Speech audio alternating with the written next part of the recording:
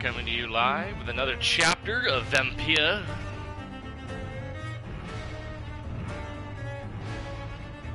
Turn that down in my headphones a tad. Go on Discord here and see if my friend is online.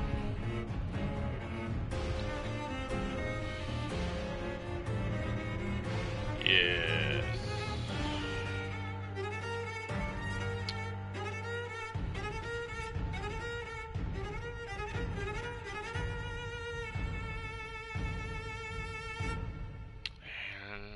I will post a link just in case he has trouble logging in.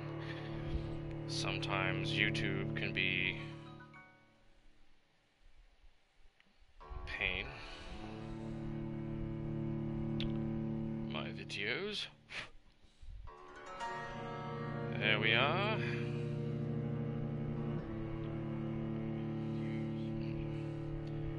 Share.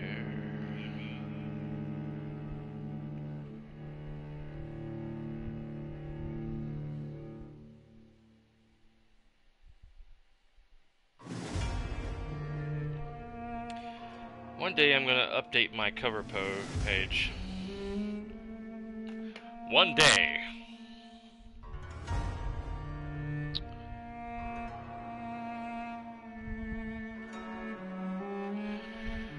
What's going on, man? Welcome back for another chapter of Vampyr.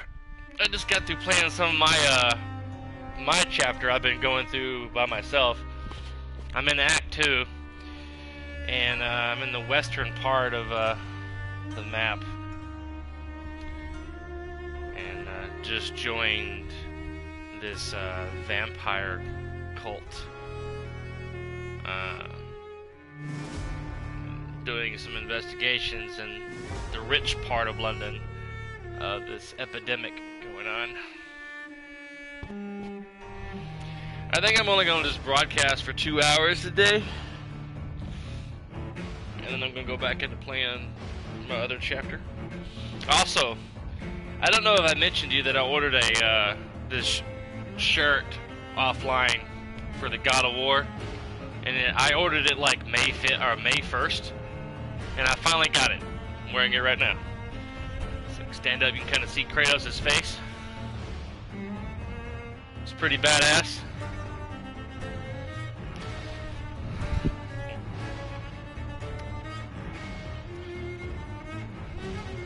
I like it a lot.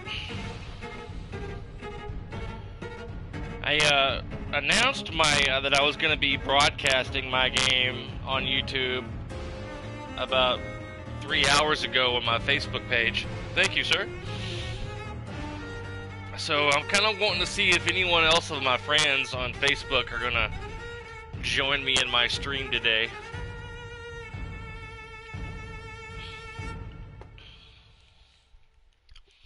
So we will start playing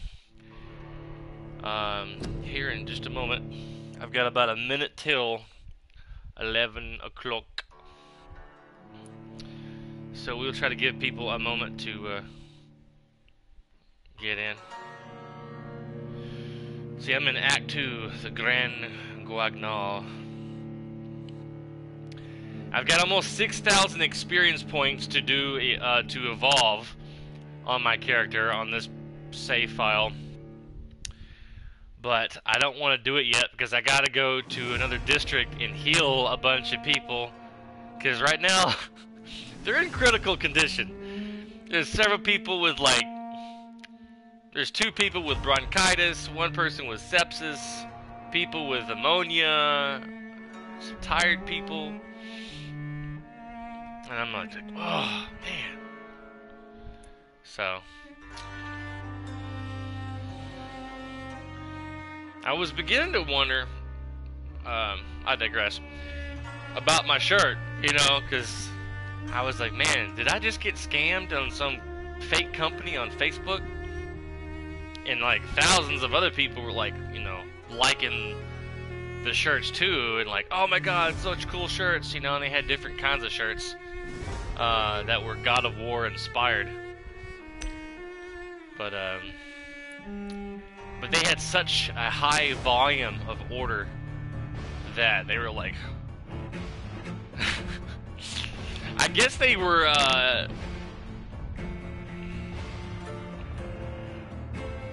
not ready, or they didn't anticipate the amount of order, how many orders they would get in for the God of War shirts. And this is polyester. This is 100% polyester. It's not no cotton shirt.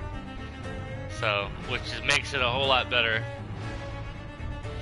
I got a kick-ass Deadpool shirt that's polyester. I got a Spider-Man shirt that I've had for years. It's almost too small to fit me because my wife bought it for me when I was like 30. And it's a button-down shirt on my Spider-Man. I like it a lot. It's like the coolest shirt my wife's ever bought me. There's two heroes, comic book heroes, that I love the most, and that's Spider-Man and Batman. And now, I like a lot of other heroes. A lot. But Spider-Man and Batman are like my top two favorite. I've loved them since I was a kid, since I was like 10 years old, and I've been reading their comic books since I was like 10. And I like Superman and Flash and Iron Man and Captain America, but you know, Batman, Spider-Man, my top two favorite. All right, find and talk to Darius Petrescu. Alright, let me check my stuff here. Alright. On my other playthrough, I accidentally killed her. I wasn't paying attention to really the dialogue. And misunderstood what it said, and I was like, oh, okay, that should be the best choice. Nope, and there was no way to stop it. Why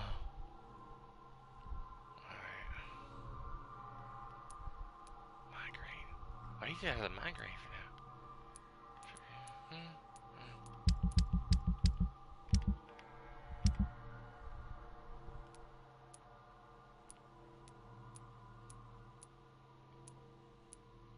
I gotta go up to that graveyard and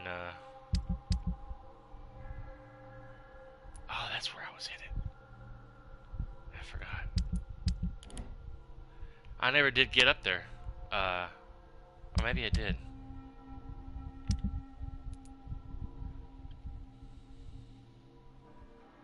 Oh yeah, I did get it. I have to analyze it. Okay, I need to find a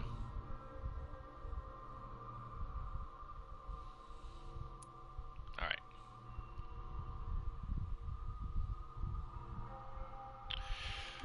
Alright. I gotta go to a hideout.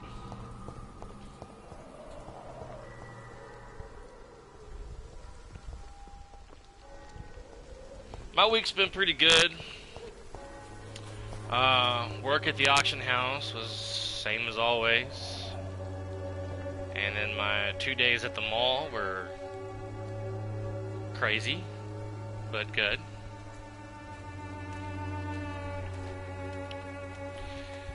And I have come to a decision, not lightly, but it seems like I have no other choice. But I've come to a decision to turn in my 2 weeks notice at the auction house once again and go full-time at the mall. I'm cheap and I'm clean, I promise. Are you for real? Wow. She's like the only hooker in town and you have like no other choice. I prefer not to give you another beating, Baron. Should give you a BJ in the pouring rain somewhere in the dark of night.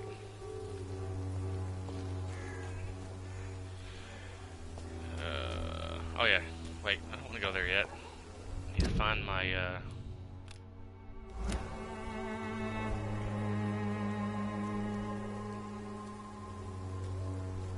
yeah. Just following the Y symbol. should never have taken up my father's business. Well, shit. Wrong button. You can make multiple, Oh. Shit. Hello, young man. I'm Dr. Reed, and I would like to ask you a few questions. May I enter, please? Sorry, no, sir. My father does not like people entering our house, you see. Your father is worried about you, boy. He asked me to look for you. So my father actually worries about me then? Okay then. Come on in. I'm Harry, by the way. Even my dreams. Harry! With glue. You a wizard, Harry! You a wizard! Alright. Guess I'll talk to him. So, may I ask you a few questions? I'm not bothered. What could be worse? You're talking to a vampire. That's pretty bad. Do you know Nurse Dorothy Crane from the Pembroke Hospital? I'd like to know more about her. Yes, I know her. She came here to examine me when I was very sick. She said I should go out more.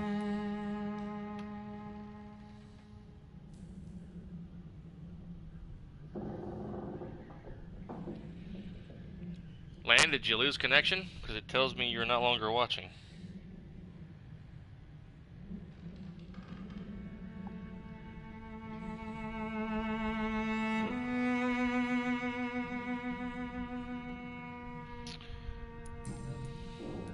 How do you feel? I'm fine.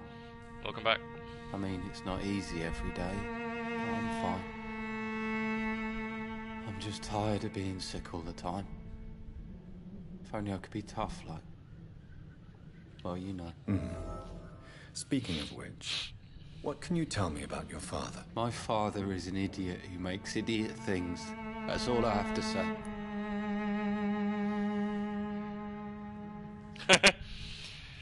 Okay.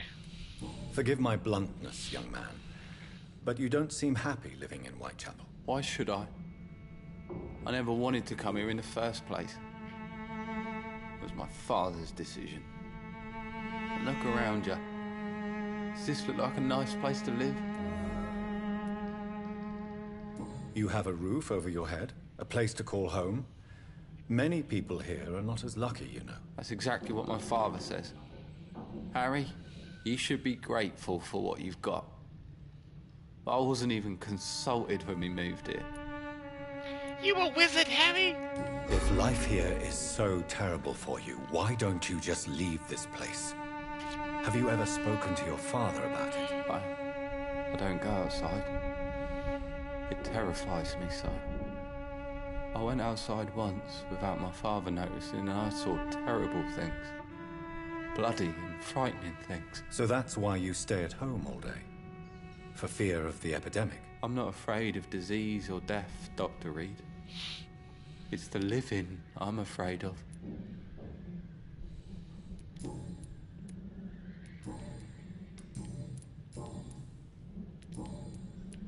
Goodbye, young man. Take care of yourself. Is there only pain and suffering in this world?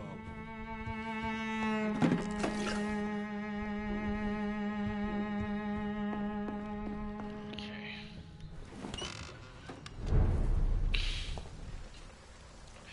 Video game logic.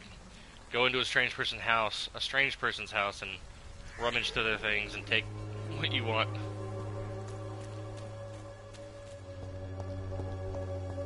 Kid just lets the strange man in the house just because he says, "Your father asked me to look for you." Oh, okay. My name's Harry, by the way. Come on in.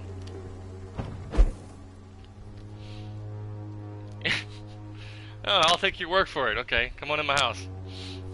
I cannot enter. What?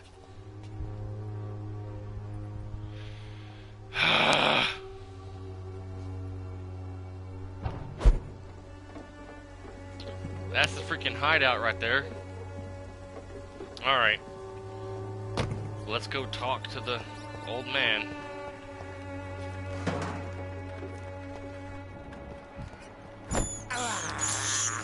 I can't believe I'm doing this.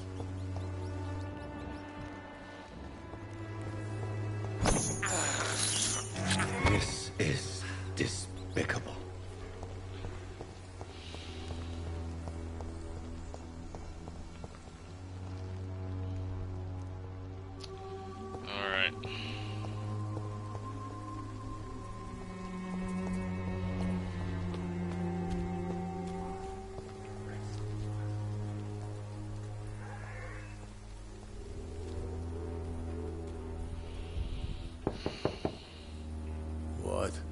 What do you want?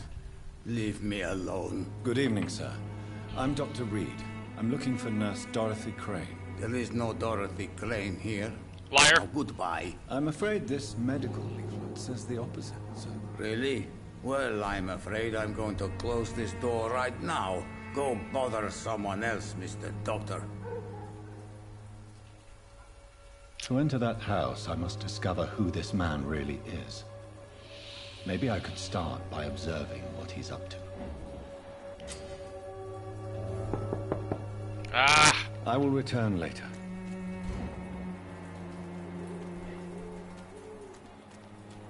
I didn't mean to knock on the door again.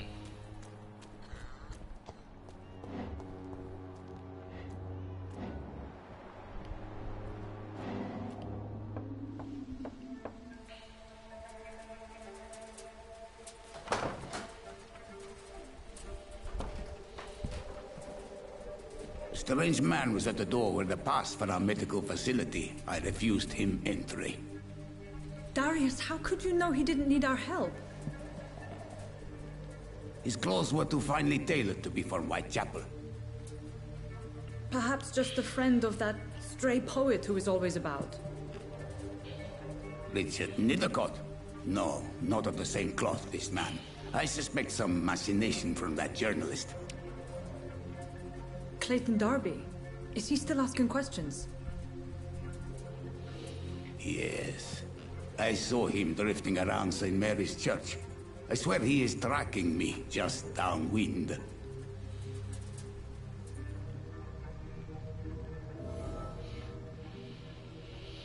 I must talk to that journalist or the poet. They must know about Darius. Nearby the church they just mentioned.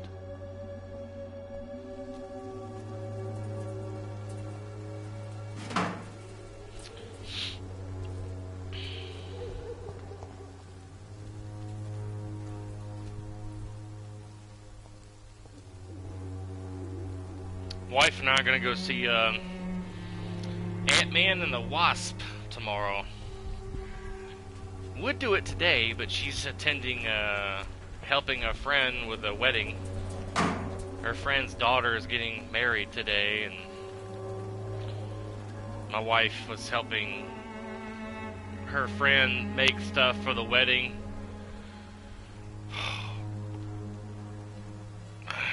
And, I'm gonna help her out, I guess, with different things at the wedding.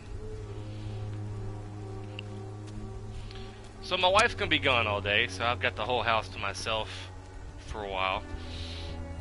Probably until like after 3 or 4 o'clock today.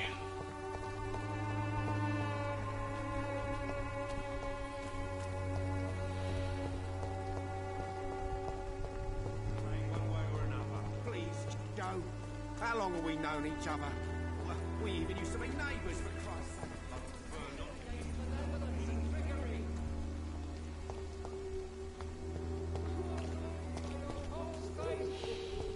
Trying to figure out which way I should go.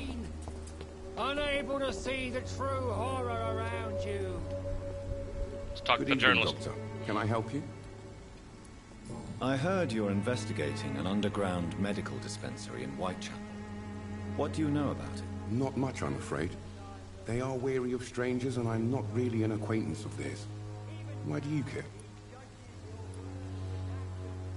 I'm afraid one of the nurses from the Pembroke Hospital may be involved with unsavory activities. Ah, could it be Dorothy Crane? Without a doubt, you are a damn fine journalist, Mr. Darby.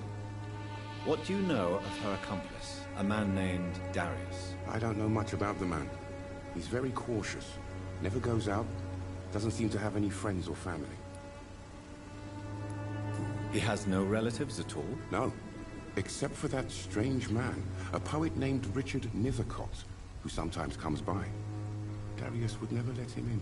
Where can I find this Mr. Nithercott? He spends most of his time lurking around Whitechapel, talking to himself or declaring verses. These days, you can usually find him behind the church. He never goes out? No. A few days ago, he unexpectedly did. I followed him, but it was just a ruse to keep me away from his house. Really? How do you know? He went to the nearest mailbox, but just before posting his letter, he ripped it up and threw it away. If the guy knew he was being followed, why would he rip it up and throw it away? I would just, like, put a fake letter or something in the mailbox and then walk back to the house. Why go all the way there and just rip it up if you know you're being followed? It's stupid. Christina Popper claims she sells her body because she can't find any other work. Do you believe her? Of course I do. Her story is exactly what I want my readers to understand. We live in an intolerant and divided nation. Do you think things will ever change, Mr. Darby? I believe the situation can only improve. And now that women can vote, I'm convinced things will change.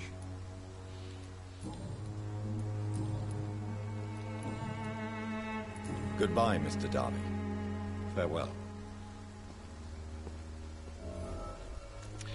Well, my dad decided to hook up the Xbox One the other day, and I went over there to assist them in getting it turned on, because they didn't. They turned on the Xbox by just touching a button on the console, and my mom was like, "I didn't know you needed the handle or the," well, she called it something crazy besides controller. I was like, "The controller?" She's like, "Yeah, controller, if you want to call it that." I said, "Yeah, that's what it's called, Mom."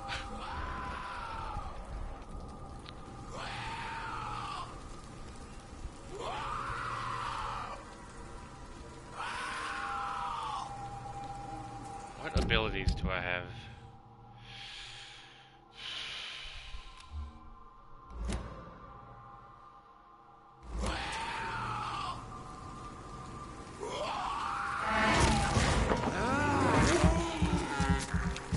Really?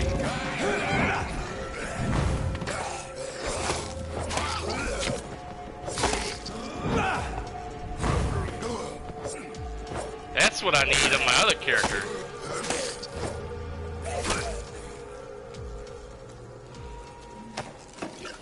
I got some like red cloud mist on my other character that slowly like drains the enemy's blood and transfers the blood to me. Let me see.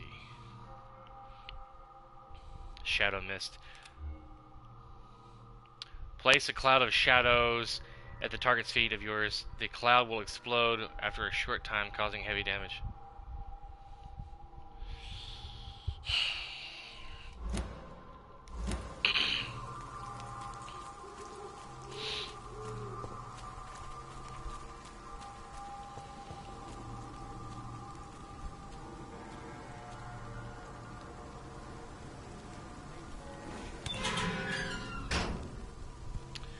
I thought more people would tune in, but I guess everyone that liked it on my Facebook page are busy. Good evening, sir. I'm Dr. Reed. I would like to ask you a few questions. Please be my guest. Although I may not be the best informant regarding this part of town, my words speak about that which the eyes cannot see. Really? Are you an artist of some kind? I'm a poet, sir.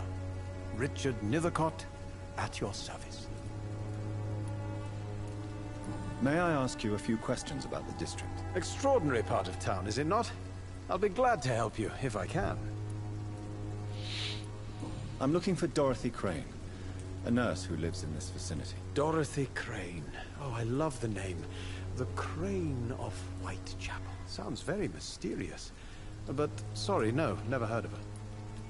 What can you tell me about an old man called Darius? Darius Petrescu? Yes, I know him. At first, I thought he was only a small publisher. I invited him to publish my work, but his reaction was pretty clear. Not interested in your talent? Darius is an old political activist who takes delight in printing tracts and lampoons. Those communist activities only require mediocre writing skills.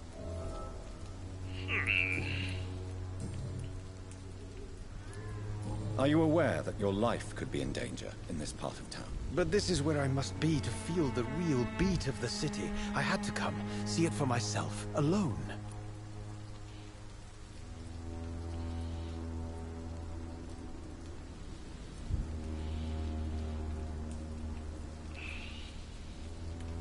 I understand your need for solitude, but it's not safe around here. I don't care.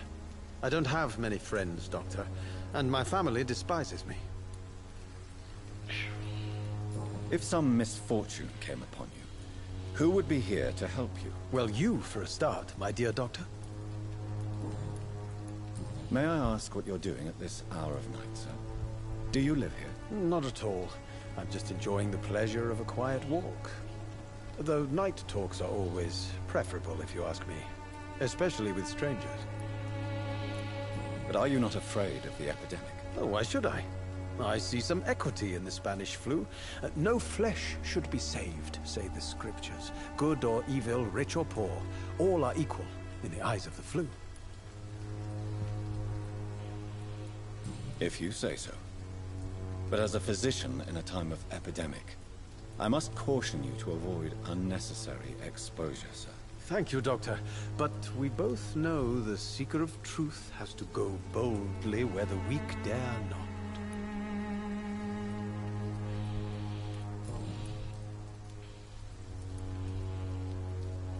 What are your thoughts on the terrible situation in this city? Terrible, you say? No. Of course, the death of so many innocents is a tragedy. But the scourge has not been all bad for the city. Oh, no, sir. What are you talking about? Do you remember London before the flu? Noisy, cacophonic, quiet nowhere to be found. And now, listen to this oddly peaceful silence. Excuse me. Yes. The enjoyable silence of the grave. You have a unique perspective on the situation, I must admit. Most people fail to understand my perspective. I don't blame them. But how could I call myself a poet if I veiled my feelings?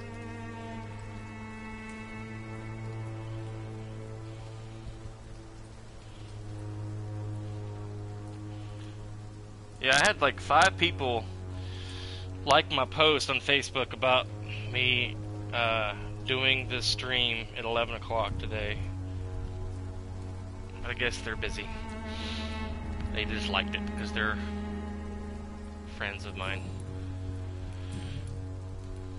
Did you know the Mute Florist is a member of a secret society? No, I didn't.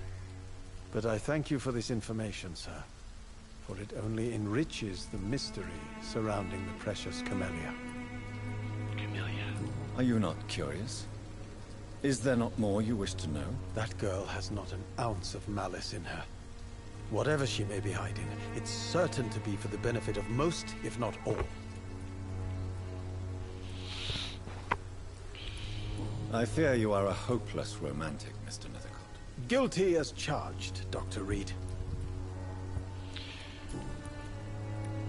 Tell me, Mr. Nethercott, why seek inspiration in Whitechapel? The place is not beautiful per se, but how to explain it? Stirring and challenging. Do you not think it a little morbid? On the contrary, sir. Whitechapel is full of life, full of beauty. Just like my dear muse, the wonderful Camellia. What can you tell me about Camellia? Not much.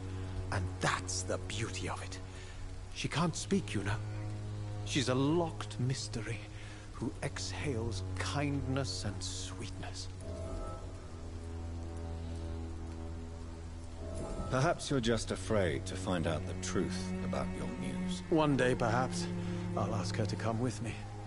But will she still be my wild flower of Whitechapel if she moves uptown?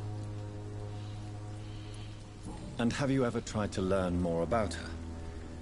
Where she lives? How she survives? Whom she may know? Maybe I prefer she remains an enigma. Reality can be so dull, don't you think?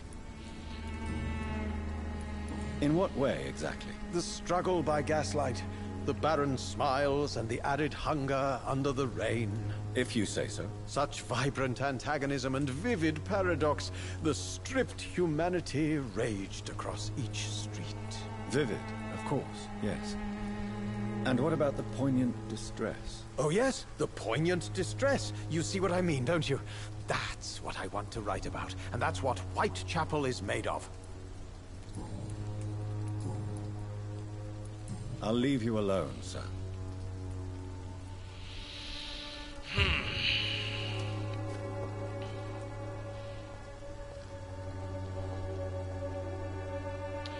I may have mentioned it before, but on this playthrough, I'm going to try to be a respectful, good doctor, even though he has this condition of being a vampire. I've kind of screwed things up a little bit on my first playthrough, so I'm just going to have to live with my choices that I've made, because I don't want to start over. But when then eventually I beat this story and the other story, the third time I go through, I'm going to be a vampire.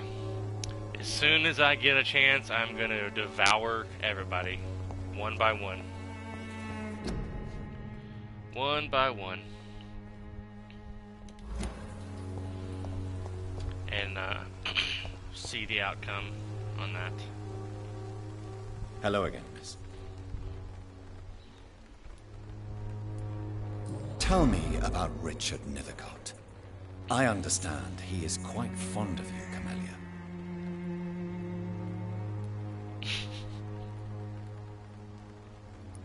Very well. Goodbye, then. And his force of persuasion to make people talk. She doesn't talk.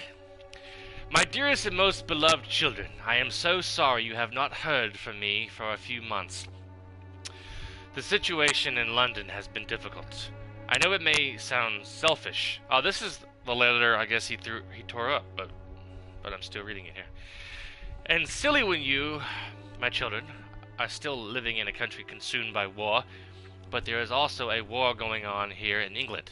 A war against poverty, against injustice. This is a war I intend to fight despite my advanced years. This is why I am writing to you today. I won't be coming back to Romania.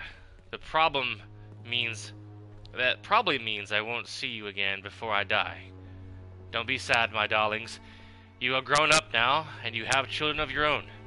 You know the sacrifice we sometimes must accept to make the world a better place.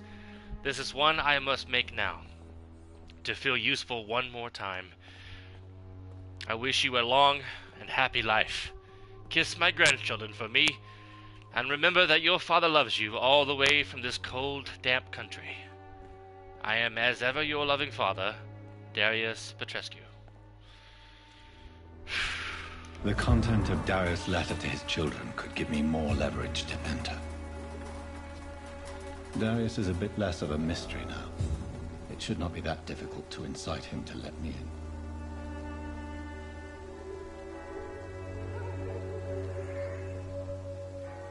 I've always been fascinated with vampire stories and the culture of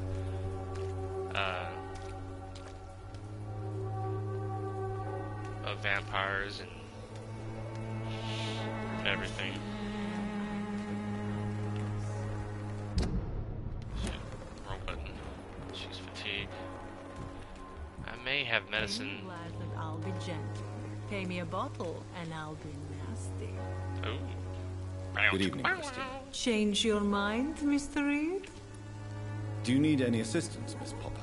It depends on the price of your medicine. I am shocked that you would think I am that sort of man. Forgive my suspicion. I'm so used to liars with good manners. Thank you, sir.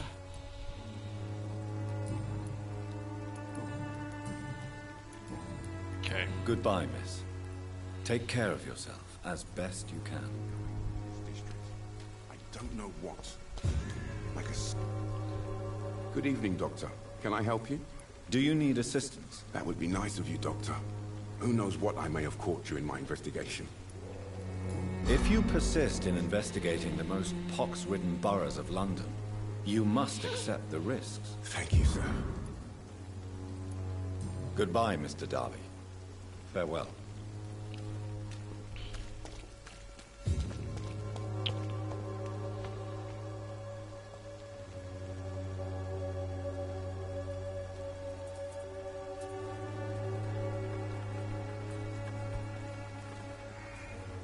Cheap price, good quality. Excuse me, sir.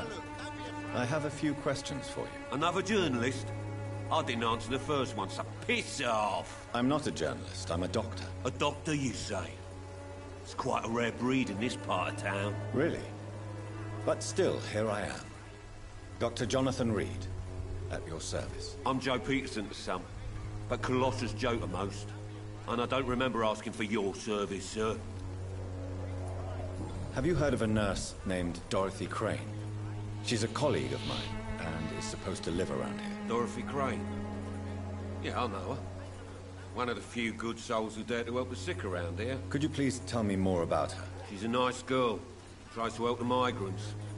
I offered to give her a hand, but she said my reputation would attract too much attention. According to you, physicians are scarce in this part of town. Why is that? Not familiar with this neighborhood, are you? I guess your fancy colleagues are too afraid of being stabbed in the back. This part of town does have quite a reputation. Would you say it's justified? Totally. Look at me, for instance. I always look my opponent in the eye before knocking him out. May I ask what you do around here? I do whatever I want, and sometimes even more. Now sod off. Harry doesn't seem happy living in Whitechapel. Why did you make him come here? I've always put my son's interests above everything else, whatever he may think. Our house is small but affordable. The walls are thin, but the door is solid. You really love your son, don't you, Mr. Peterson? He's my pride and joy. Even if he hates me for the choices I make and pushes me buttons more than he should. Do you have any regrets? Only one. Not to have my beloved wife by my side. She died when Harry was little. My sweet Jane. She gave the boy confidence. Since the criminal nature of your job means you could be arrested, are you not afraid of what would happen to your boy if you were? No one will ever take my son away from me. If that ever occurred, I'd hunt the bastard down and rip off his head with my bare hands.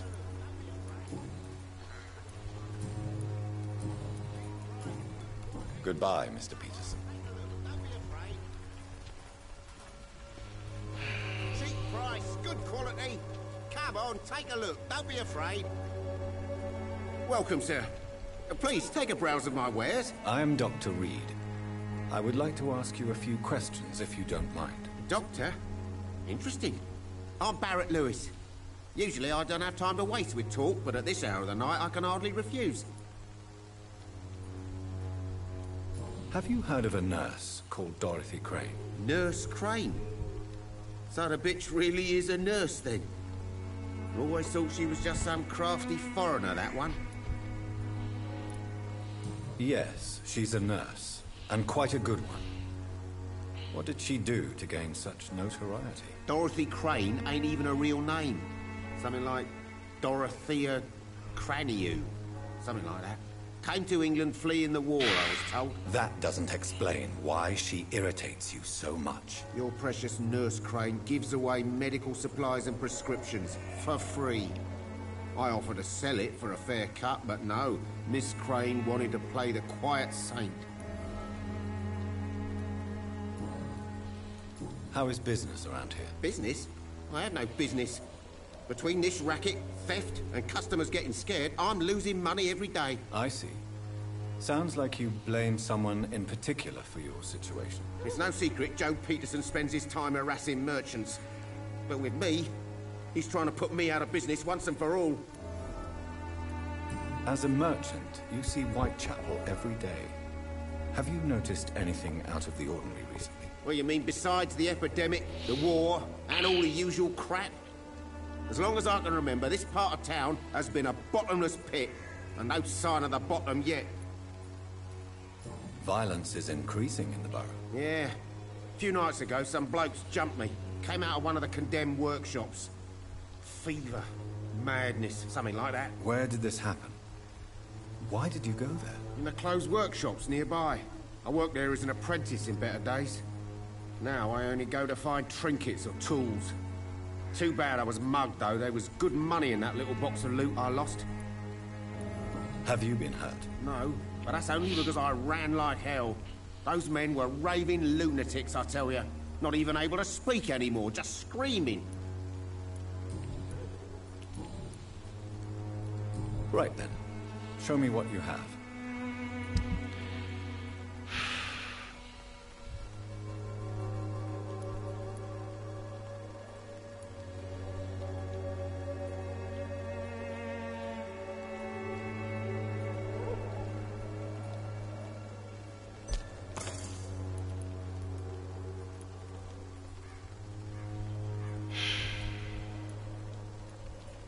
Oh, 170. Oof.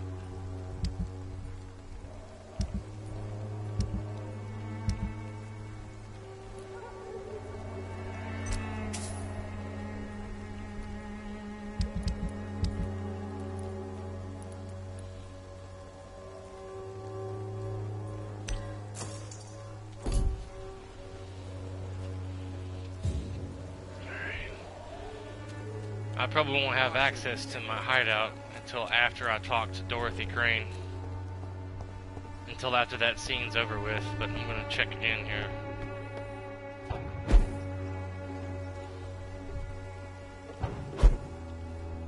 Yeah, it's still locked. Well, no. It's locked, all right. Yeah, it's still locked. I can go in from downstairs or something.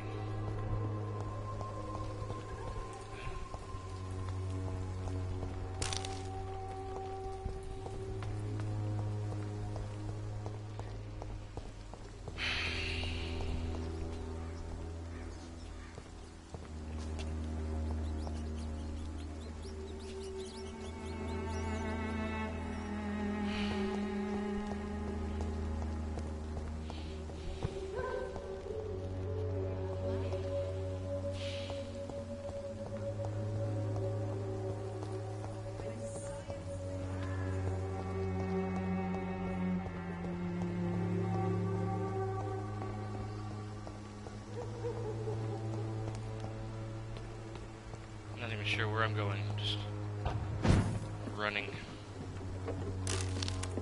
Just trying to look for another way into the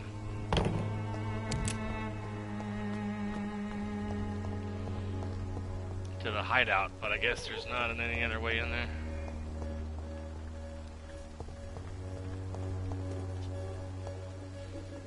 Alright. Guess I'm gonna have to go talk to the old man again from Romania.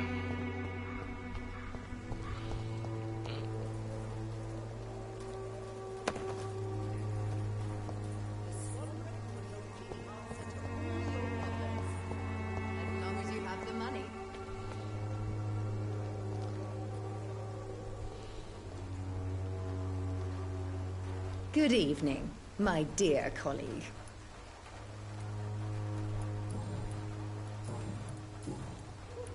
Okay. I'd like to see what kind of medicine you're selling.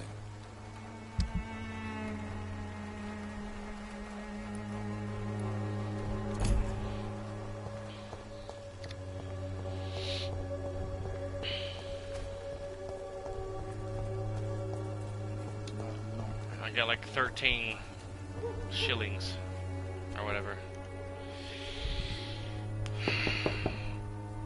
Mr. Petrescu, just 1 minute, please. You again? Go away. Sir, wait. Stop this nonsense. I know Nurse Crane is here. Shall we speak man to man, you and I? All right. Speak up. Don't you see we're on the same side? We fight to help the poor, sick, and abandoned. I'm nothing like you, Mr. Doctor. Yes, you are. You too believe in providing medical care without charge. You know what we have to sacrifice to make the world a better place. I have to admit your words have conviction. All right, I'll let you see Dorothea. Don't make me regret this, though. Dorothea.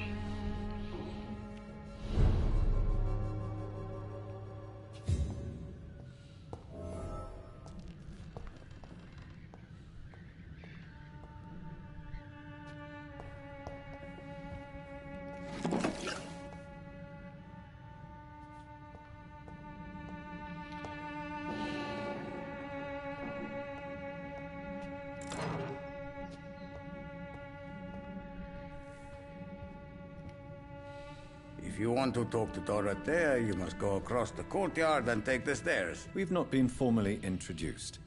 May I ask your name and occupation, sir? I am Darius Petrescu. I'm here to keep snitches and spies away from Dorothea. And I also run this little print shop. Dorothea. So Dorothy's real name is not Crane? Like myself and many people in this area, Dorothea is from occupied Romania. That's all you need to know. She seems important to the community. More than you can imagine. The West End does not want to hear of Whitechapel's misery. Dorothea is one of the few doing something about it. Tell me everything you know about Camellia, the mute florist. I do not believe in the afterlife, Doctor, but I'm almost convinced Camellia is an angel. She volunteered to give out our medical leaflets. Are you not worried for her safety? She is as brave as she is tough, and clever, too. If only I had met her when I was younger. Are you in love with Camellia, Mr. Petrescu? Don't be stupid. If I had met her when I was younger, we could have won our revolution. Who is she, really? Do you know where she's from? She's not from around here, that's all we know.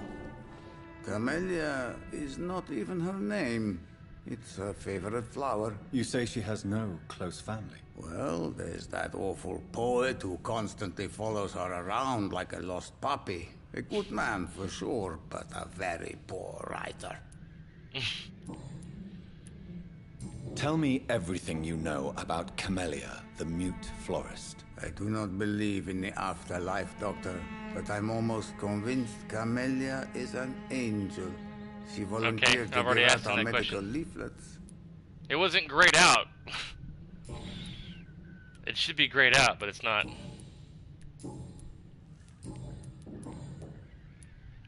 I know you fought for your country when it was occupied, Darius. Tell me more about it. I know my days are numbered, and I know I won't see my homeland again. But I fought for Romania all my life, and I will until my last breath. But Romania escaped the grasp of the Austro-Hungarian Empire. Oh, shit. It's a free country again. But it's not the country I fought for. My homeland is not appeased, Doctor. And I still see a dark future ahead for my people. Ow. Tripped over my damn floor in my kitchen. My foot got hung under the vinyl. My wife and I gotta get us a carpet to cover up the missing floor. It sucks when you ain't got enough money to upgrade your house.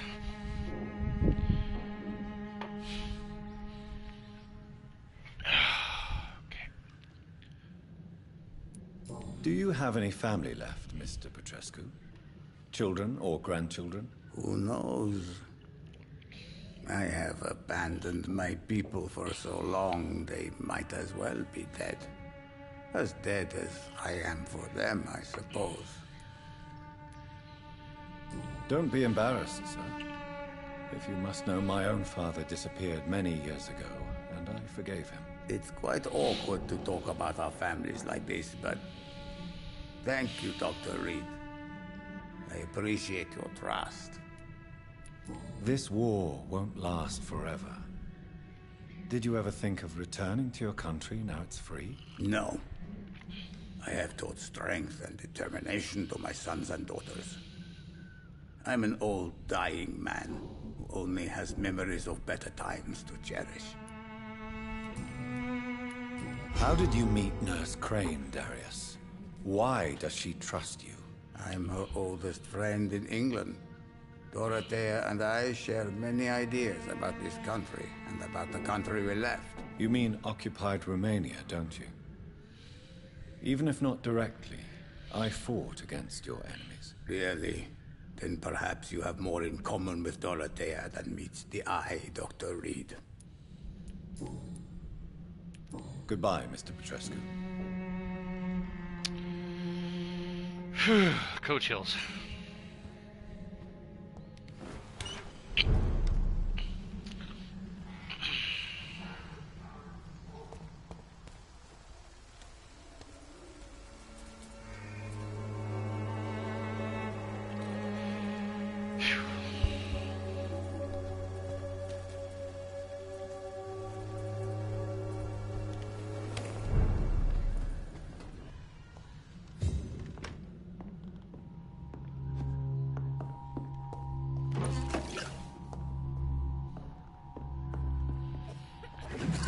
sell all of Dorothy's supplies.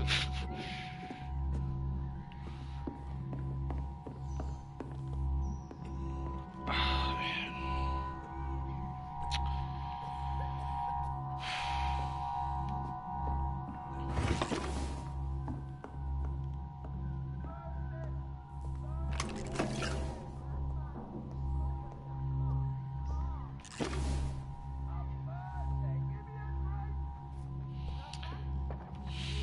Alright. Hang on a second. I gotta go pay the water bill. Be right back.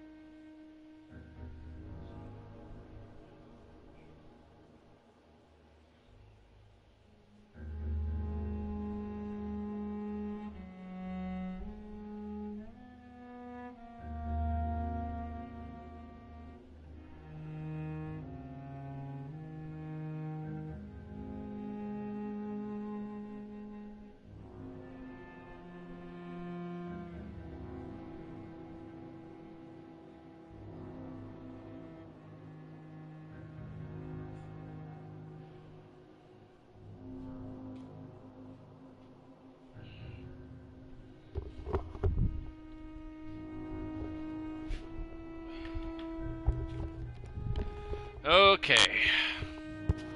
I am back.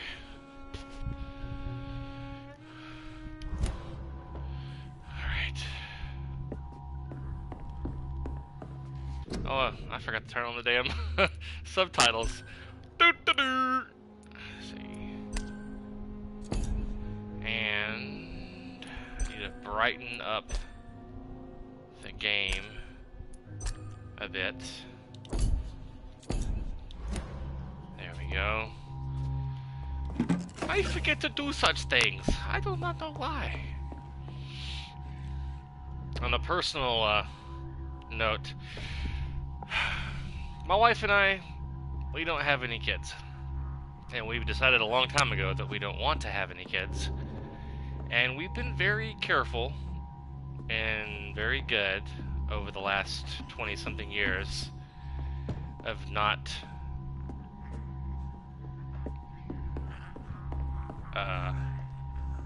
having any kids. And I find myself worrying recently in the last couple of days because my wife, her cycle has been very erratic since she came off this crazy birth control thing that she had in her for like 5 years. Ever since she had that taken out, her cycle has been like crazy, like erratic. She'll come off of her period, and then she'll be off of it for like 4 days, and then she'll be back on her period, and then sometimes she'll be off of her period for longer than that, and then it'll start back up, you know, crazy. And this time it seems it's taking forever to start back up again. And I'm like, have you started your period yet? She's like, no, not yet. It should be starting soon. I'm like, I haven't worried about that in like since I was in my 20s, and now I'm like, oh my god. I find myself worrying about it, and I'm hoping she starts her cycle soon because it's causing me to have a bit of anxiety. My dear Dorothy, when you read this letter, I will be on the boat that will take Anton and me back to Brazov. England was not for us, and I confess I cannot wait to see again the proud hills of Transylvania. As soon as we are there, I promise I light a candle in the Black Church and pray for you to survive this terrible epidemic. I know that you do not agree with this decision, and that you are determined to be more useful by helping our comrades exiled in the East End. and Anton cannot wait to return to our beloved country and see our long-awaited revolution bloom. He is my husband, and I will stay by his side. I know we had our arguments and our fights. I know you would have wanted me to stand by your side and help you manage this clinic of yours, but now that I'm leaving England, be assured that if anything would happen to you, if you ever were in great trouble or danger, I would come back immediately to London, with or without Anton. Please think of me as much as I think of you. I am your affectionate sister, Theodora. I don't think I read that letter in my other playthrough.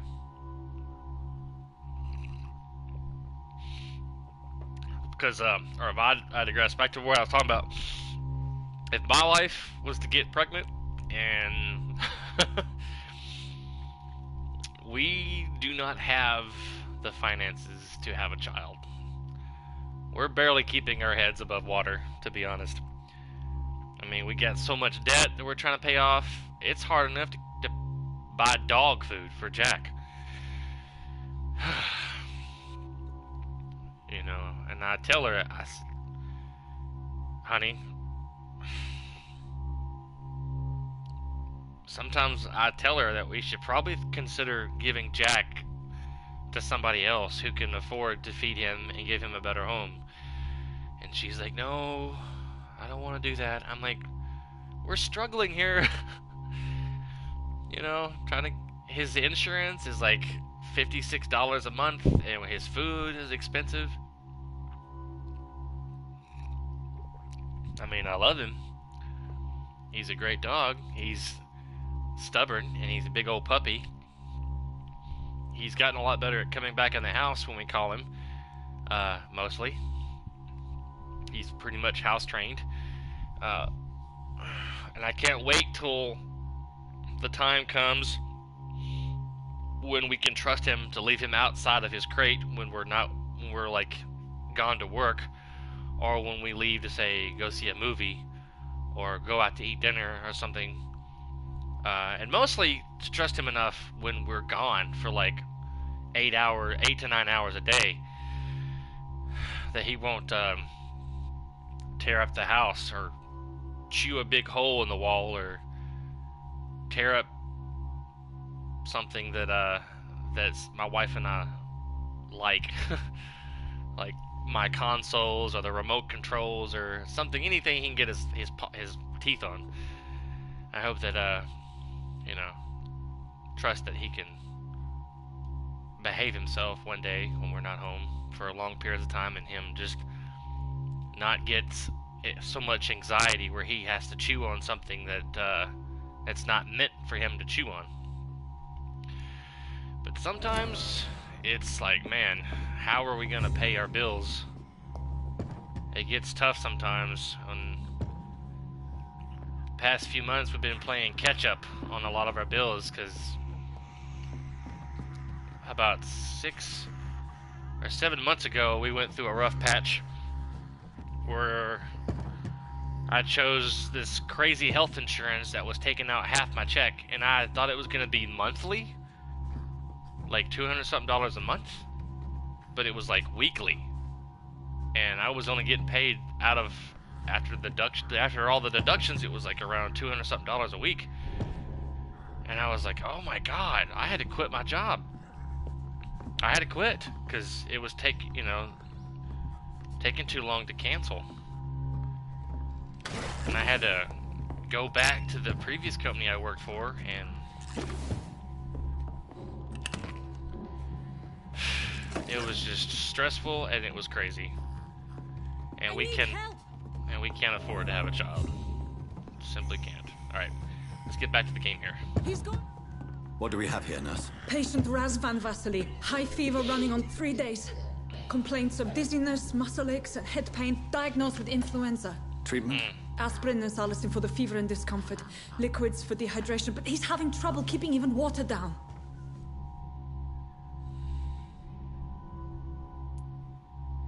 Aspirin and salicin, you say?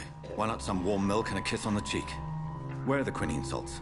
Tried buying, borrowing, even stealing. There's none to be found, Doctor. He's not convulsing, he's choking. He's not getting any air. Scalpel! Hand me that scalpel! What can I do, Doctor?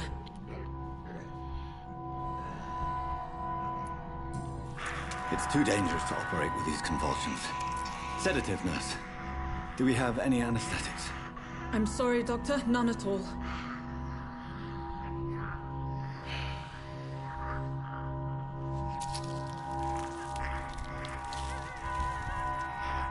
I need to perform a tracheostomy.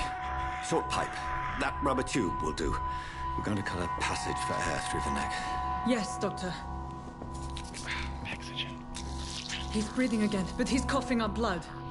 Internal hemorrhaging. I need to make another incision into the chest cavity to drain the fluids from the lung. Prepare another tube. A thoracostomy? Doctor, we've nothing to fight the infection. We need an aseptic environment. Right then, Nurse Crane. What do you suggest we do? I've no idea. I'm not the doctor. Time is of the essence. We need to perform a thoracic drain. Yes, Doctor.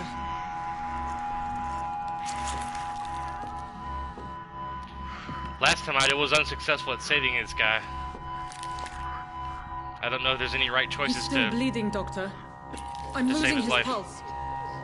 The drain must have punctured the intercostal artery. There's too much blood. Are you all right, Doctor? I can't see.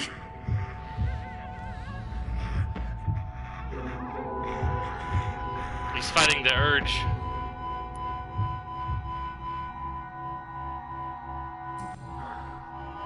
I must first suture the artery. Find the wound. The source of the blood. Needle and thread, Doctor. Good. The stitches are holding. How's he doing? We're losing him. We've lost his pulse. He's dying, Doctor.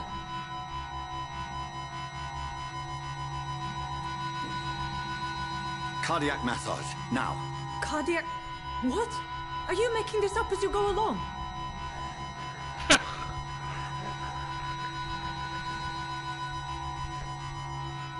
I tried epinephrine last time and it was unsuccessful. He's dead. I don't think there's a way to save him. She's like, cardiac massage. What? Are you making this up? Damn. We've lost the pulse. He's gone, Doctor. Nurse, we did everything we could. Truly? Everything you could. Is that how you'll report this in your log? Is this how the war went? Piling up one poor corpse beside the next?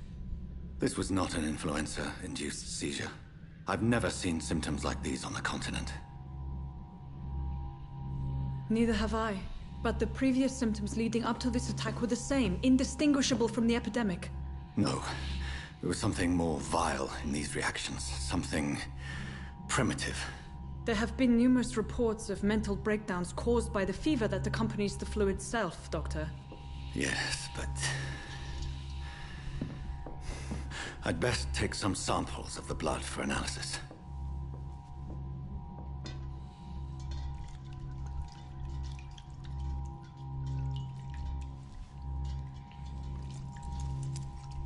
Yeah, the hideout should open up after this scene when I'm able to leave.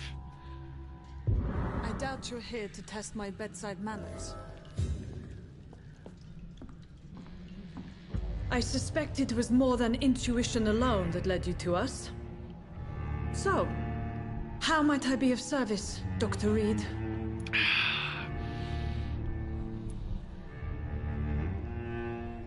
Your heart might be in the right place, but you can't carry on with this blackmail. For God's sake, Dorothy, it's extortion. It's a serious crime. Doctor, you think your warnings scare me? I've stolen and plied, blackmailed and lied, but what else am I to do? I'm all these people have.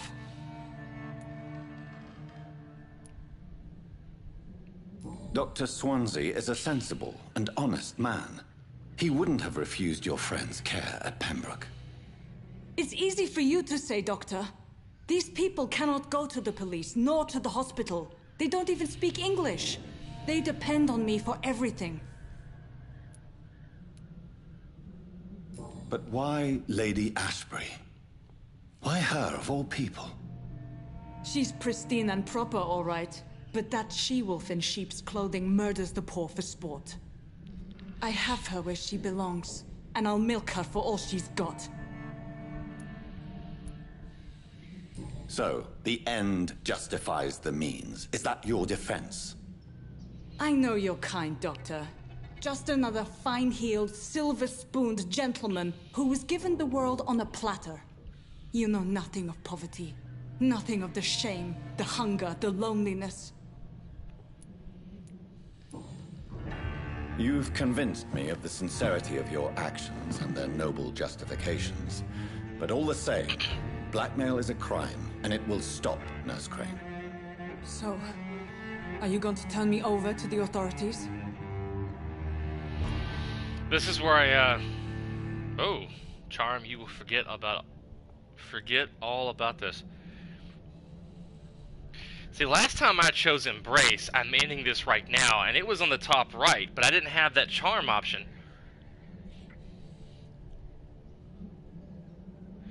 I had Embrace, and I had Spare. I look away, but you resign.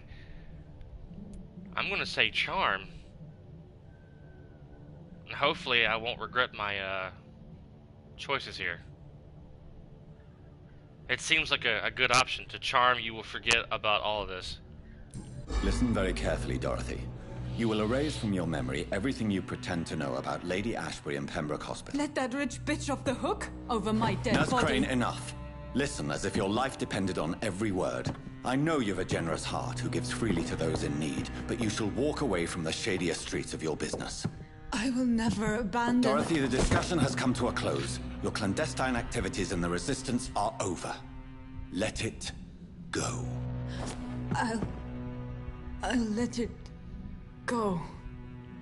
Yes. All gone. That was cool. She was stubborn at first. Yeah. I think my mesmerize level went up. And failed. Cool. At least I saved her life this time. Well, I didn't kill her, I mean.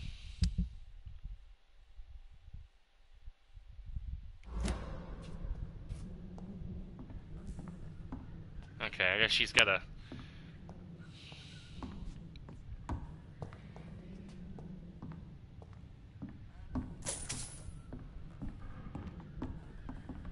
Can't go out that way. Uh-oh.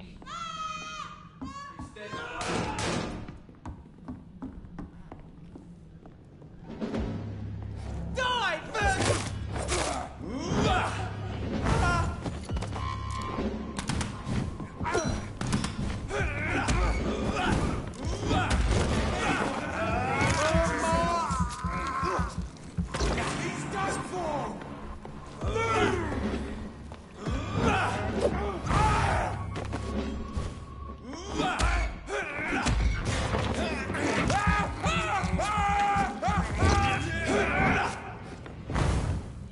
I hate when they jump out of the way.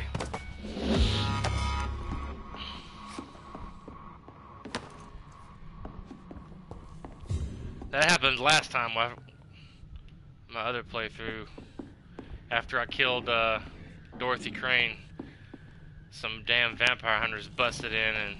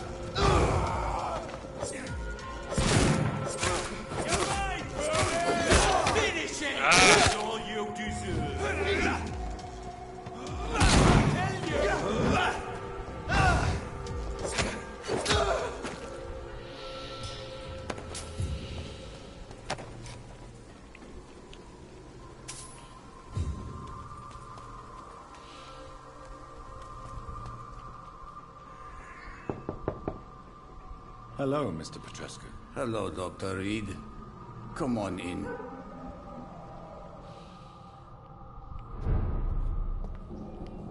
I doubt there's any new dialogue, but we'll Yes? see. Nope. Nope. Tell me everything you know about Camellia, I the guess it's a mute glitch. florist. I do not believe in the afterlife, Doctor, but I'm almost... Okay. Goodbye, Mr. Petrescu. I'm not watching or doing that whole conversation over again.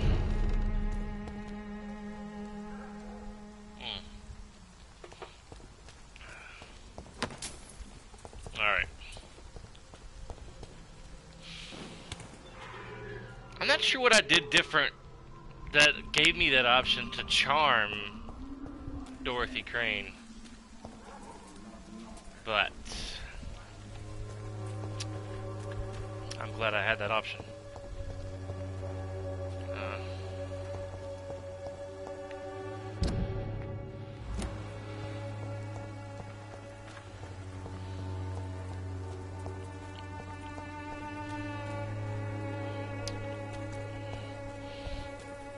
But as I was saying earlier about my wife, she hasn't shown any signs of being pregnant, but I hope that she is not, because we can't afford at all to have a child. Cannot. I can't believe I'm doing this. $12.50 an hour at my current security job at the mall. She makes $10 an hour at her cafe job and around $9 an hour at her job where she works 2 days a week at Bed Bath & Beyond. She was working there full time, but well, not full time, but she was working there almost 40 hours a week. But it seems like most stores nowadays don't offer a full-time job anymore.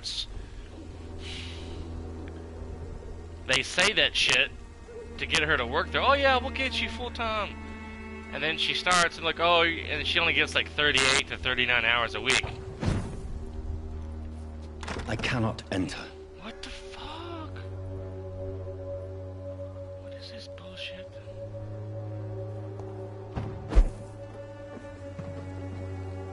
I figured I'd be able to get in there. Now I gotta run all the way back to the damn hospital.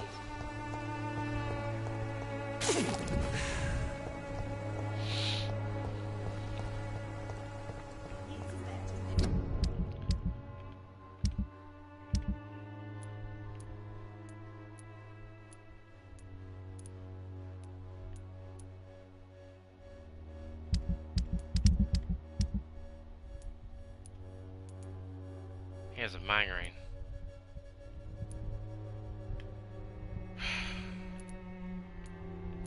Recovering. Cold. Bronchitis.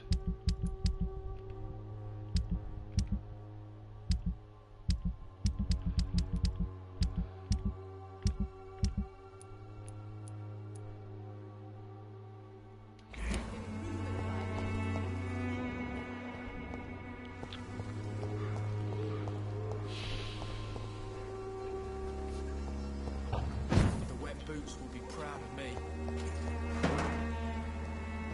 Sort of bloody joke to you, eh? Stealing drugs from the sick and suffering.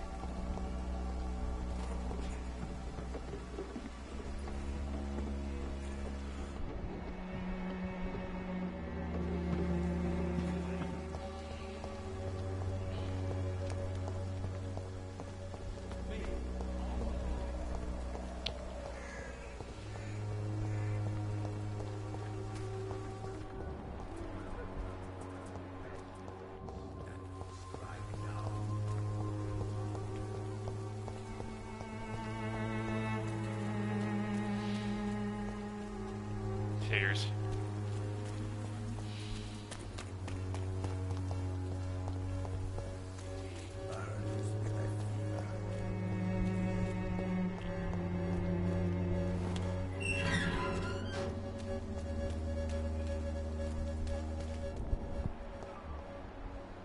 Oh, he's in his house.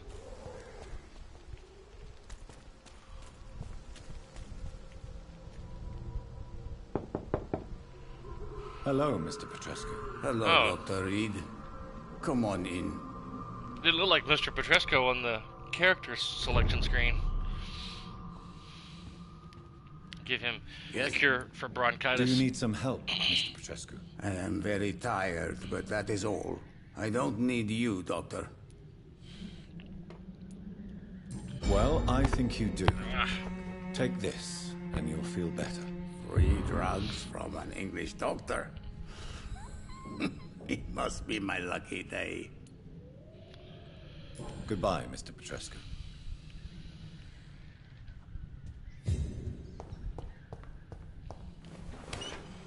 Alright.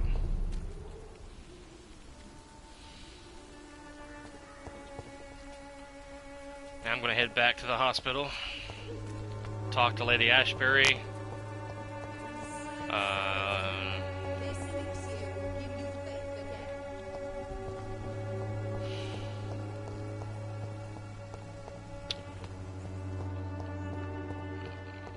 Analyze the stuff I have.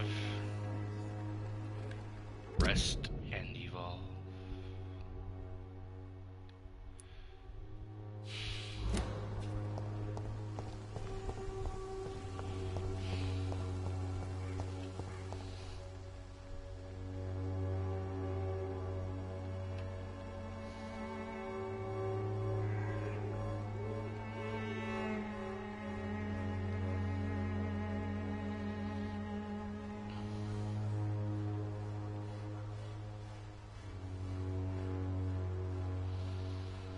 My wife asked me if I wanted to go with her today, and I'm like, no.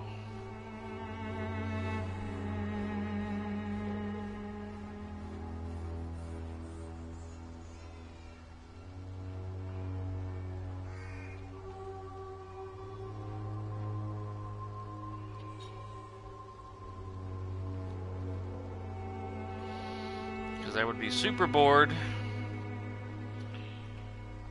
And I know she would have been up there all day long. I don't want to be super extremely bored on my day off. I would have been so bored.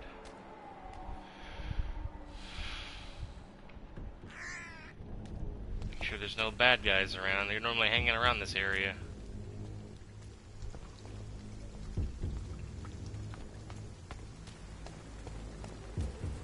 Werewolf.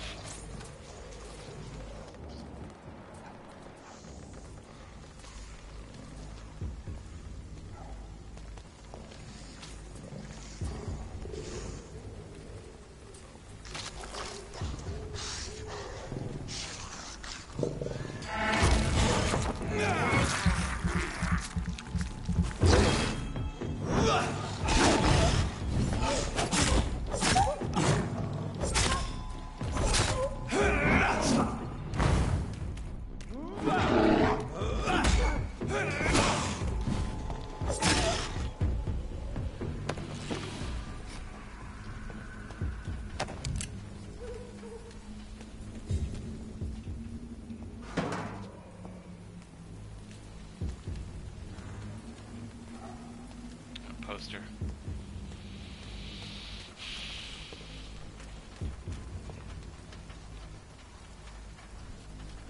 These posters are littered everywhere.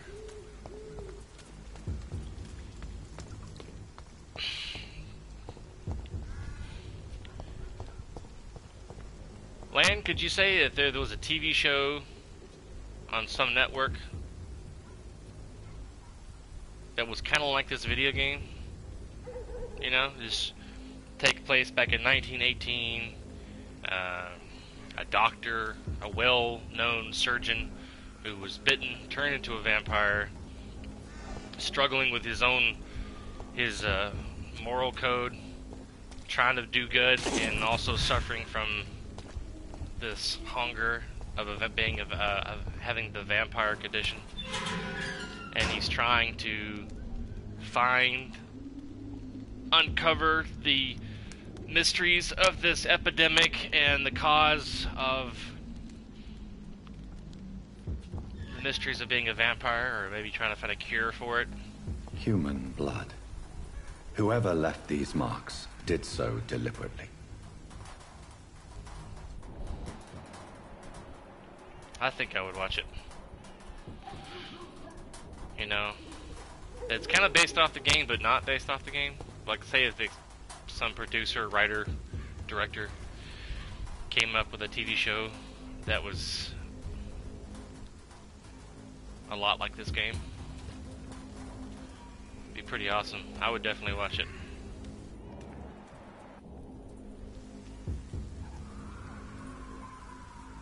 Yeah. I don't think they've ever made a TV show like this. There was some show years ago, but he was a cop. He was a police officer or a detective. And he was a vampire, and nobody in his precinct knew that he was a vampire, but there's nothing like this. Kill it, boy! Oh. Burn it, boys!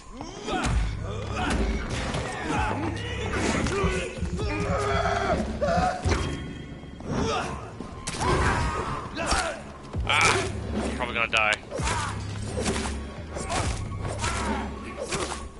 Fuck, he's dead!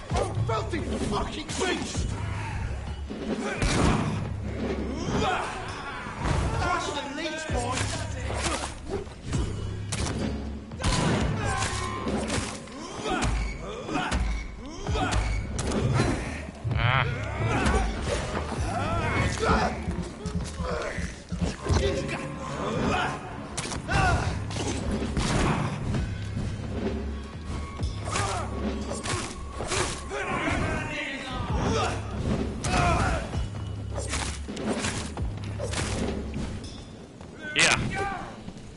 Yeah, I think that's what River Knight had a cut, yeah.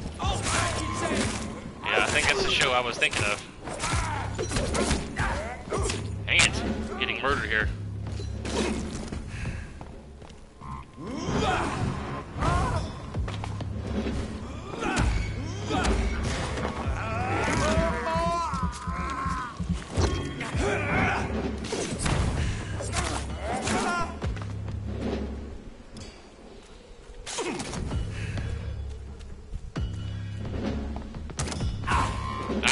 Trying to dodge.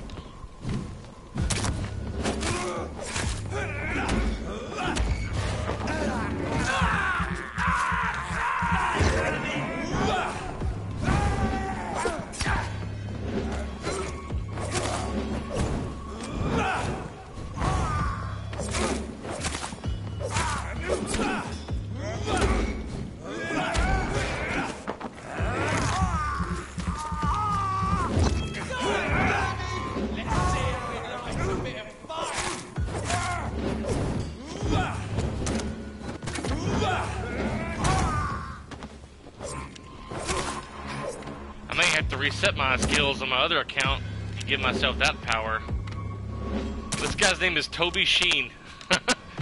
I'm gonna kill a Toby! That's my name! That's my real name, by the way, Toby. If you haven't already known that. Really?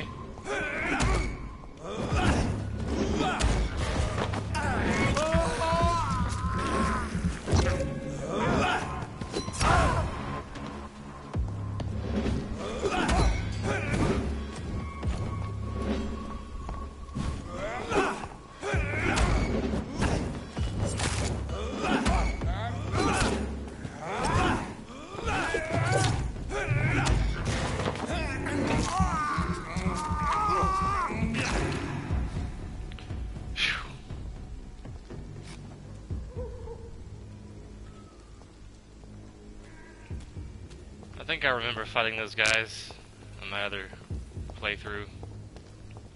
Vaguely. Yeah, I think it would be a pretty good TV show.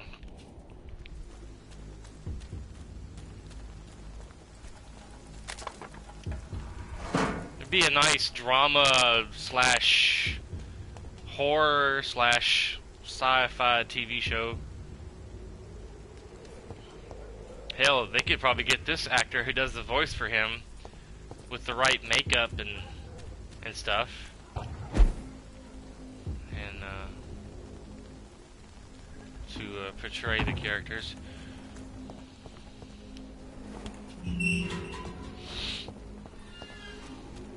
Could be a mystery, almost kind of like a detective TV show, doctor, detective, horror,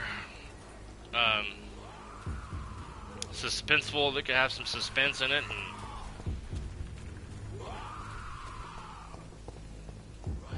I would definitely watch it. It would be interesting.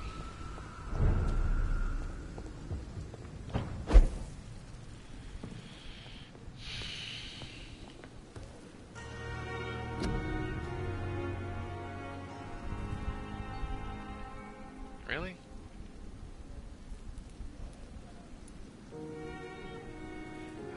I gotta get more Ergo Tanaman. I just got a text from my wife.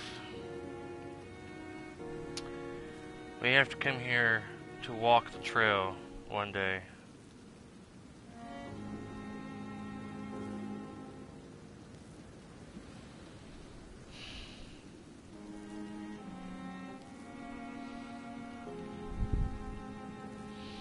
I feel like I'm about to sneeze. Whew, excuse me. Hopefully me moving the microphone out of the way helped with not sneezing in your ear if you're wearing any headphones. Or anyone who watches this video in the future, I do apologize for sneezing. Can't help it. It's like nature or something. I don't know. It's weird.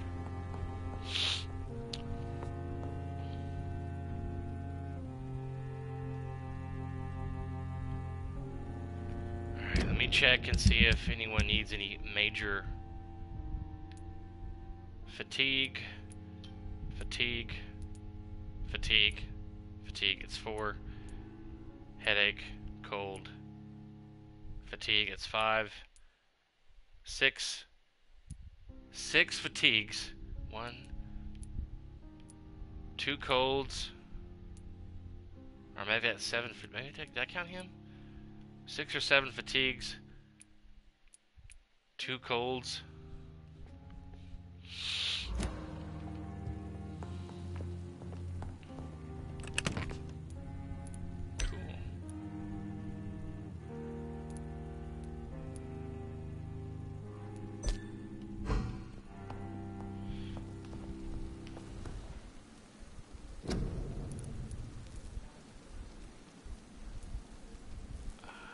Okay, I have enough for 2 colds. I need a lot.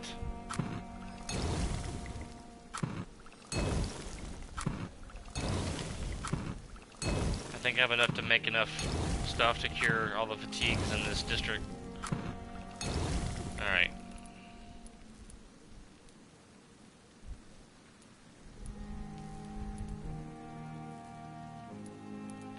I need to make something for bronchitis.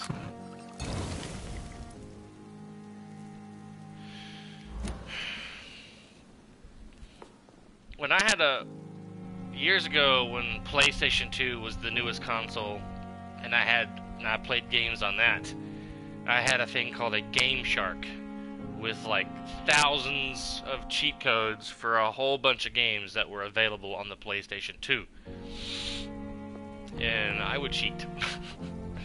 I would cheat all the time, like infinite health, infinite cash, or infinite ammo, stuff like that. Cheating was fun to me.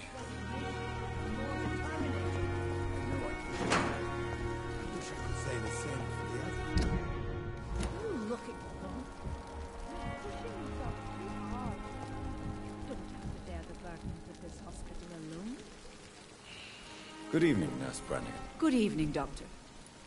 Do you require medical assistance, Nurse? I will be fine, as soon as I can get some sleep. Nurse, you won't be able to help people if you're sick. Take this, and do try to get some rest. I'll try, Dr. Reed. Thank you.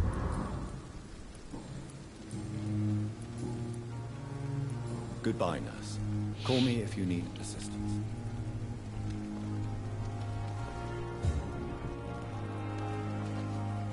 Good evening, Milton. Good evening, Doctor. Still trying to save lives? Do you need any medical help, Milton? I'm afraid I do. Like everyone in this hospital.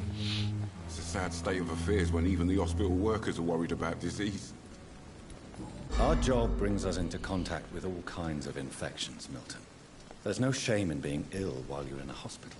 That's easy for you to say, Doctor. I get the feeling you don't fall sick often. Well, thanks, anyway. I'd like to see your goods. Wise choice, Dr. Reed.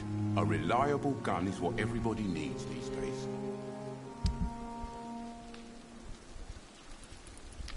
I was trying to save up for this,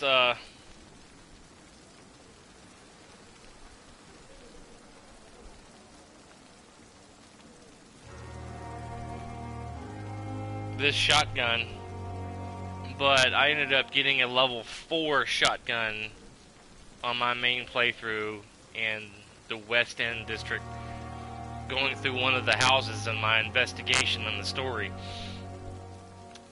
and it's a really good one.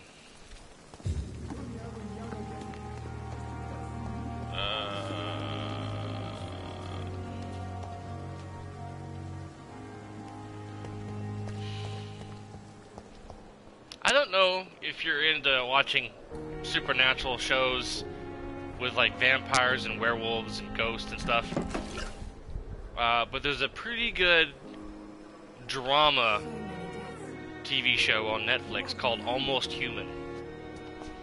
My wife and I were watching that like crazy. We still got to finish the last season. They only had like 4 seasons, and then it got canceled, but it's a pretty good show.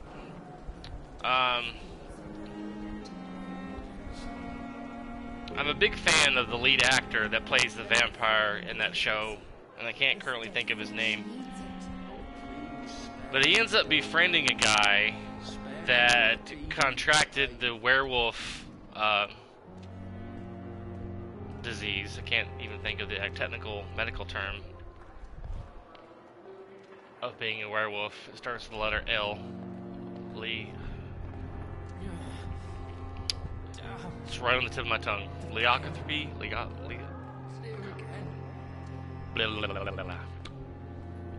Leanthropy or something like that? I can't quite think of the pronunciation. They end up becoming like really good friends, and they move into this house. Good evening, Nurse Hawkins. Good evening, Dr. Reed. Which is haunted by a ghost, a young black lady. She was killed by her husband, and she haunts the house, and they all end up becoming good friends, and there's a main story that interacts with all 3 of them. Do you need medical help yourself, nurse? I'm afraid I've contracted some illness, Dr. Reed. It's a pretty good show. Not under my watch, nurse. Take this. You'll feel better. Thank you, Dr. Reed. Goodbye, Nurse Hawkins.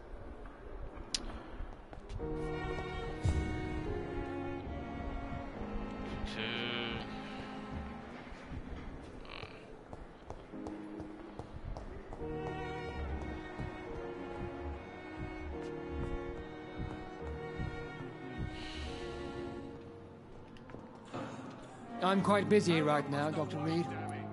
Do you need my assistance? Don't be ridiculous. I'm capable of dealing with this myself. I've just not taken the time to do so.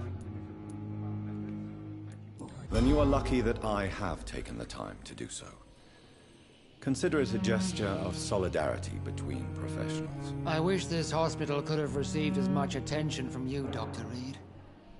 We do not see you in surgery very often. Thank you for your time. We'll talk later. I find him to be kind of an asshole.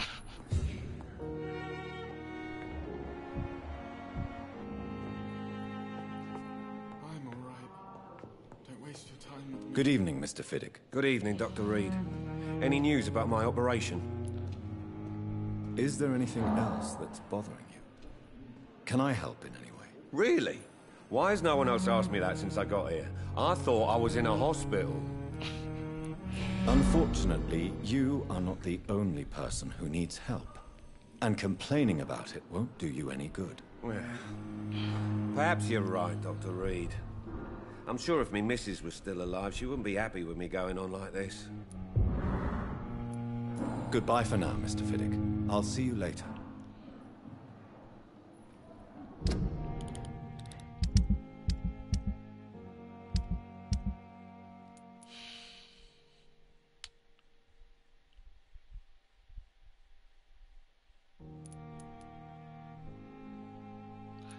I guess I haven't found his friend yet. I don't know.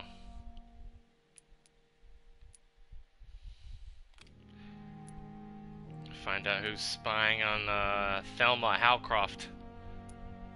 And when I'm done curing everybody from their fatigue. Waste your time with me. Oh, sweet girl. Good evening, Doctor. If I have How's time. my son doing? Got about 22 minutes before I stop the recording. Do you require medical attention as well, Mrs. Goswick? Do you know you're the only one who's asked me this? No, I don't feel well, actually. Despite what you think about this place, I can tell you with absolute certainty, taking this will help you recover. Well, at least your reputation seems well deserved. Unfortunately, I can't say the same for this hospital. Goodbye, Mrs. Goswick.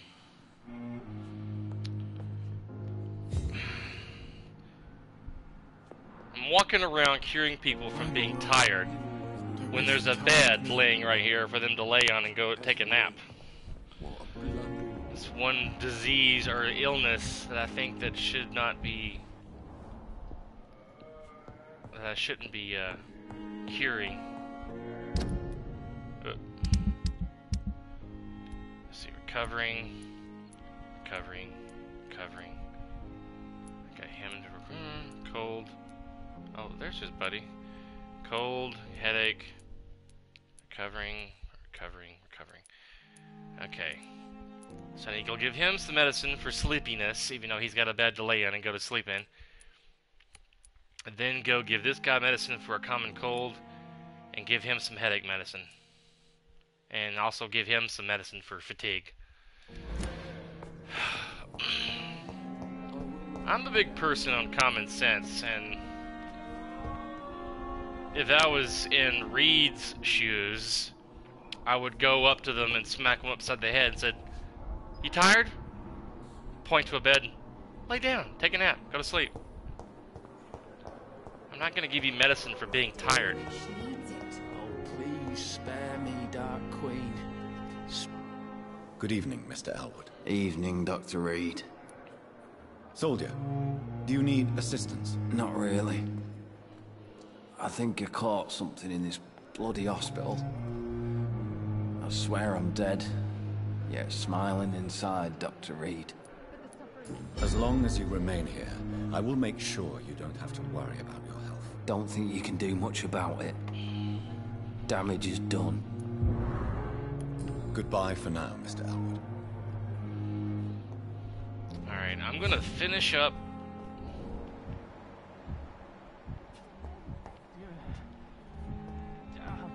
curing everybody for their common colds and tiredness.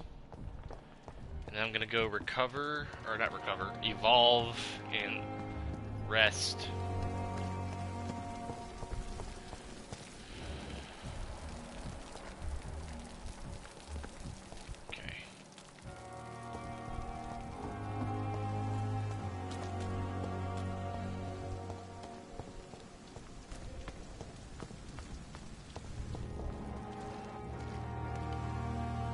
Hello again, Mr. Thatcher. Do you feel any better now? Yes, this neighborhood may stink of dog shit and reek of piss, but to me it smells like the purest mountain air. Do you want to talk about why you have this fear of being enclosed, Mr. Thatcher? No, I really don't. An irrational fear like yours is usually rooted in a specific event. Perhaps it would help to talk about it. Well, Doctor, take a guess then, if you're so interested in my case. As a soldier, you're expected to kill the enemy to survive. Guilt is a powerful emotion and could lead to feelings of suffocation and oppression. My God, you're so wrong. Believe me, I would kill if it happened again. Violence is part of who I am. Damn. I knew I should have chose the other damn thing. It was, feeling buried or something, because him and his buddy were buried alive during the war.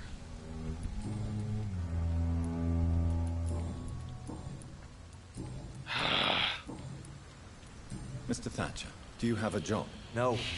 Since I came back from the war, I spent most of my time and energy just trying to forget. I understand what you mean. I was a soldier too. No. Nobody can truly understand what I've gone through. Why were you locked in that sewer? What happened? I went by the canal after an argument with a friend.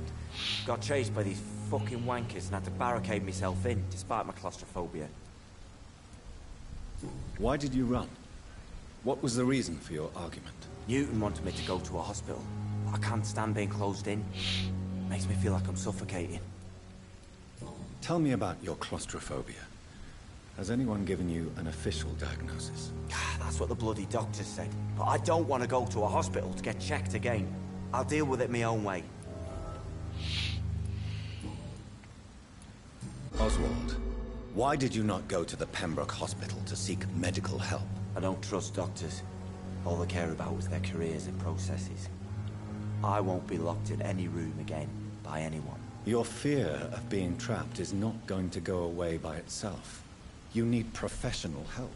I've seen enough butchers in white coats to last a lifetime. Hospitals reek of chemicals and death. What I need is fresh air.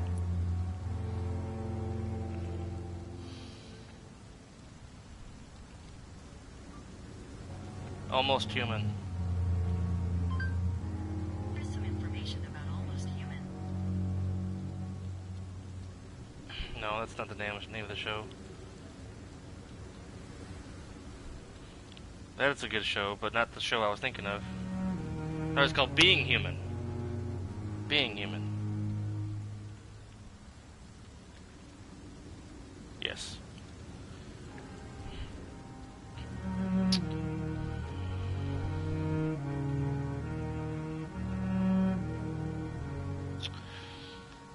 It's a BBC series of this same name.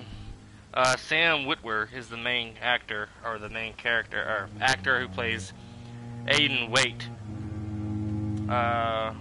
With Megan Rath, Sam Huntington.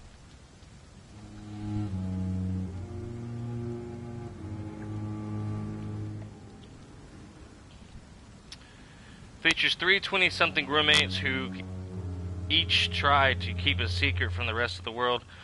One is a ghost, another is a vampire, and the third is a werewolf. The three roomies try to help one another navigate the complexities of living double lives.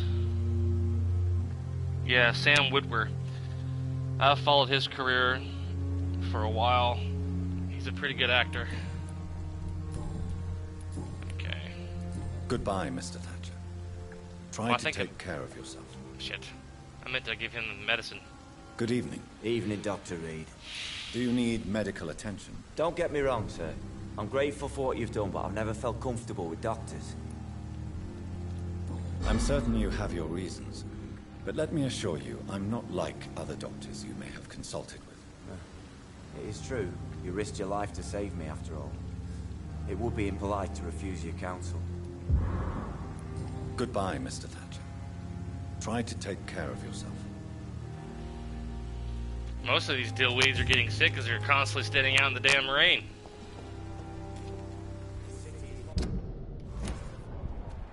He's got a cold too. Hello again, Mr. Blight. Right, I'm happy to see Mr. Thatcher is safe. Thatcher had a I'm headache. eternally grateful, Doctor. We were total strangers and you helped us anyway. Can't thank you enough, sir. Do you need medical attention, sir? Afraid so. In the war, I was was always worried about picking up something, getting some infection. Unfortunately, got that fear in London now. Throughout history, some diseases have done more damage to armies than any weapon created by man. You are wise to be careful. You're working at the Pembroke Hospital, aren't you? That's a good enough reason for me and Oswald to go there. You are always welcome at the Pembroke Hospital. As a former officer, I'll be honored to welcome a fellow veteran. I'm not giving up on bringing Oswald back to the hospital. I just need to convince him that he needs some help. Perhaps he needs to reach that decision by himself. Could you speak to him?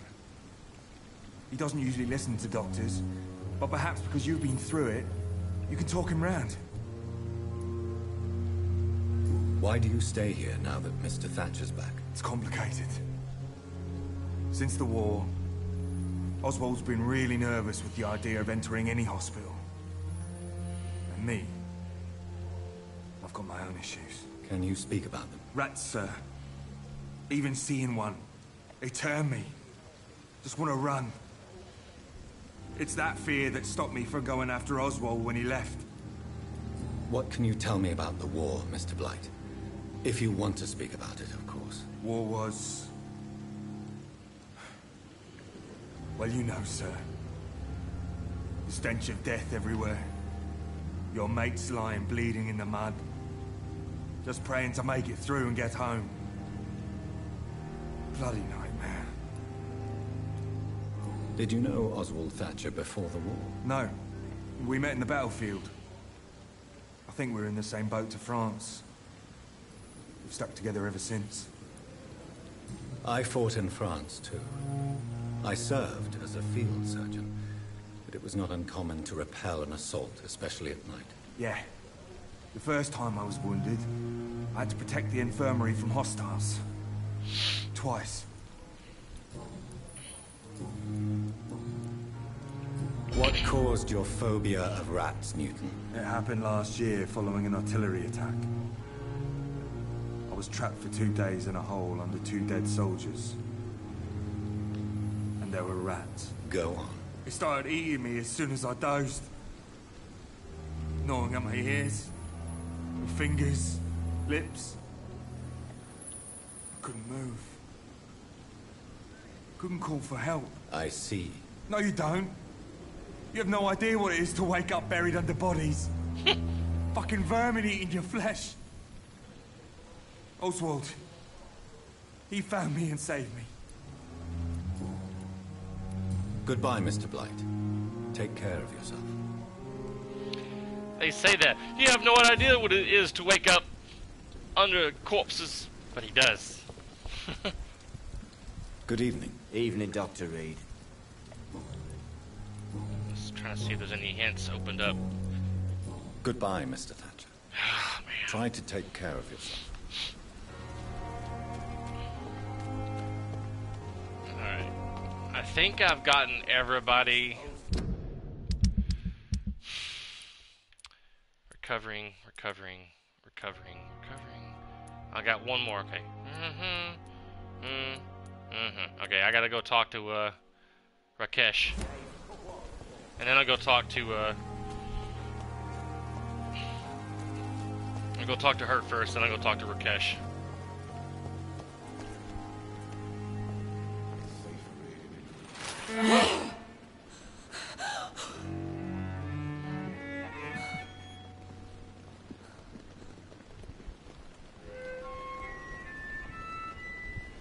I would ask you to avert your eyes, sir. Or did you not know it was rude to stare? I knew it. Speak up, Dr. Reed. I like a man who speaks his mind. You killed him.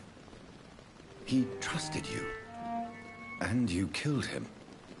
Spare me your sarcasm, Jonathan. You are but newly born in this world.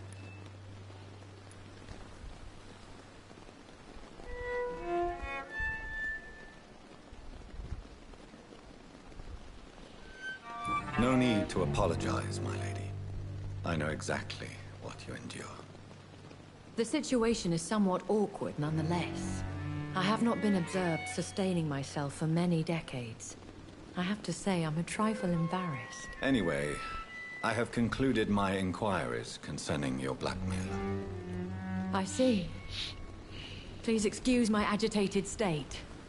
Under normal circumstances, I wouldn't let anyone see me in this condition. The case is closed, your ladyship. The person who took advantage of you has, shall we say, seen the error of her ways. So who was it? My lady, the blackmailer was dealt with using the utmost discretion. The culprit's identity is of no relevance. Thank you, Jonathan. That is exactly what I needed from you. You have proven your loyalty, so, as a friend, please accept this small token of my appreciation. Thank you, my lady. If you have an inclination to learn more about vampires or your current situation, I will be glad to aid you in your quest for knowledge. This lady is loaded with money, and she gives me 50 shillings. 50.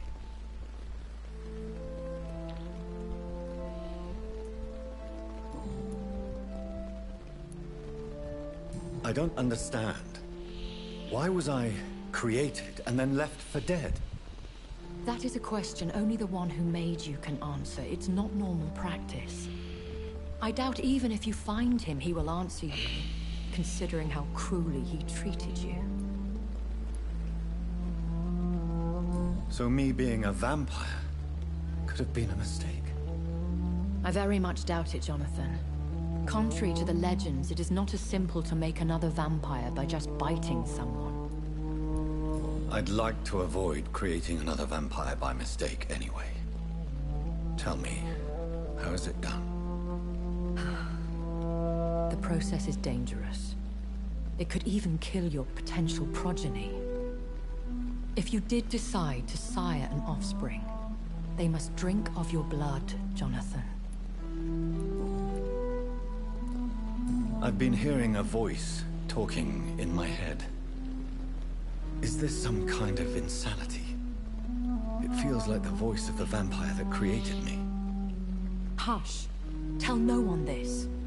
It would be unwise to talk of such things amongst British immortals. Speak no more of your maker. How could this cause offense? Only the powerful immortals can mentally call to their progeny. No vampire or hunter will sleep easy, knowing that an unidentified elder is stalking the streets of London. Excuse my forwardness, but... are you my maker? Me? Goodness, no. Only a foolish immortal would create a progeny without taking precaution, and I'm no fool. A vampire? Is that what I am? What we are? Such a crude word, defined by penny dreadfuls and drunken hacks. No. You are now an Ekon, and that you shall remain. Are you an Ekon too? Yes, I am. We are the closest thing to what man refers to as vampires. Forget what you think you know about us. So we are Ekons. How can I identify us amongst other vampires? How to put it? All Ekon are vampires. But all vampires are not Ekon. We are but a branch of the immortal tree.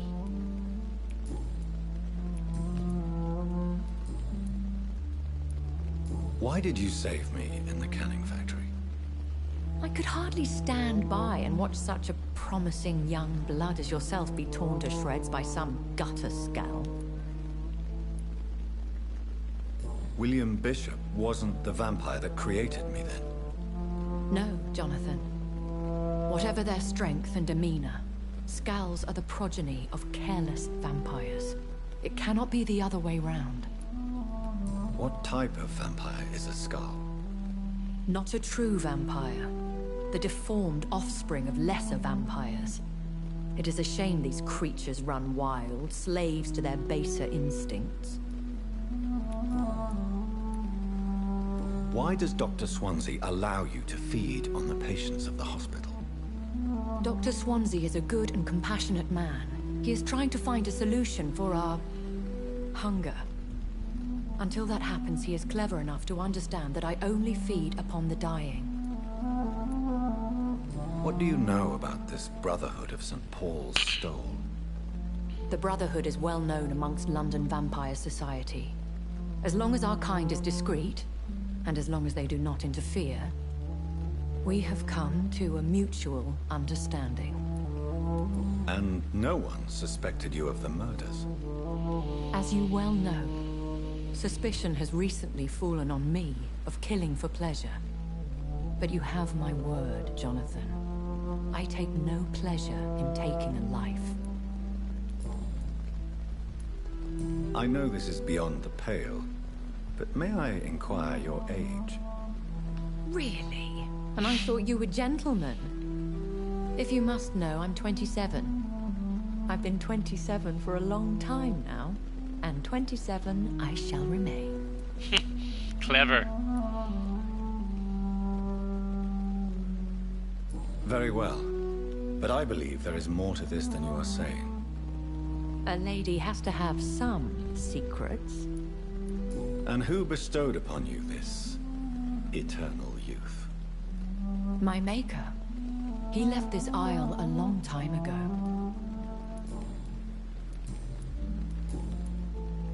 When I awoke, changed, I was chased and attacked by vampire hunters. Prepared and well-trained. Though I can't be certain. More than likely, it was the once glorious Guard of Priwen.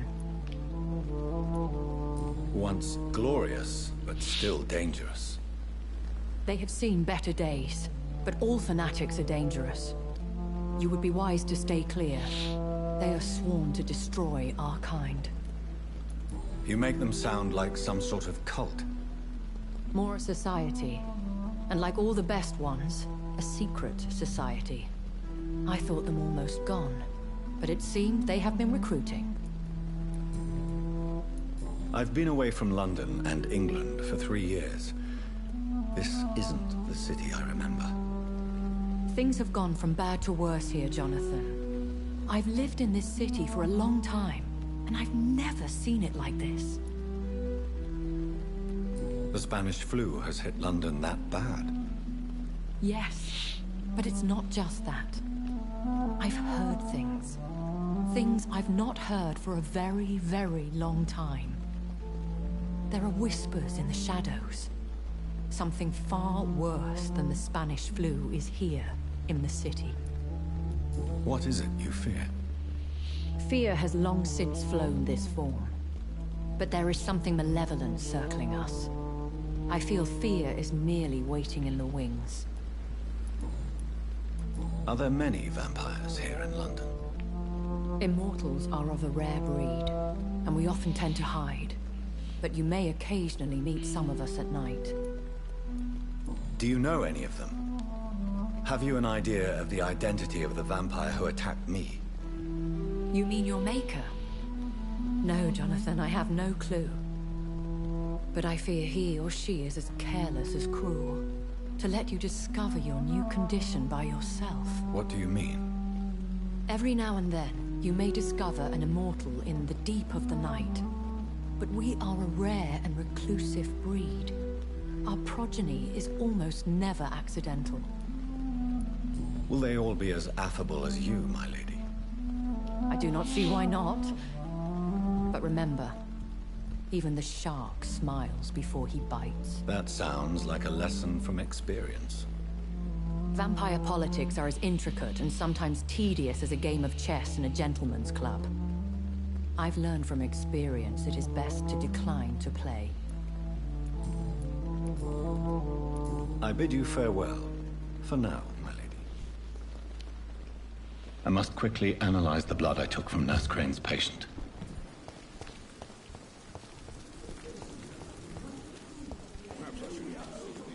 Go talk to Shakesh. Give him some medicine. And then go blood, make some stuff, probably, if I have the ingredients, and then evolve.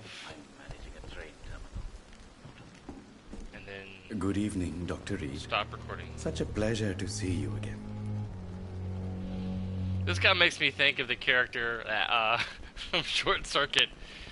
The Indian guy. Even though the actor who played the Indian guy in Short Circuit was not a true Indian.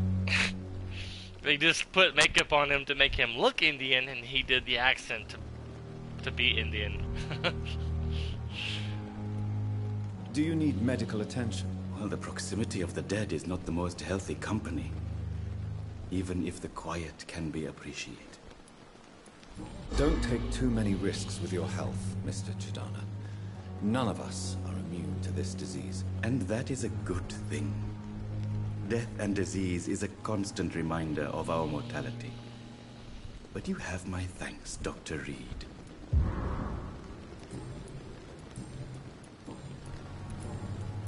Goodbye, Mr. Chidana.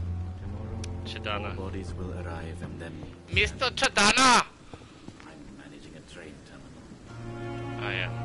Well, I was gonna go investigate the, possible people watching Halcroft. She believes somebody's been watching her. But I have run out of time. I'll have to do it next week.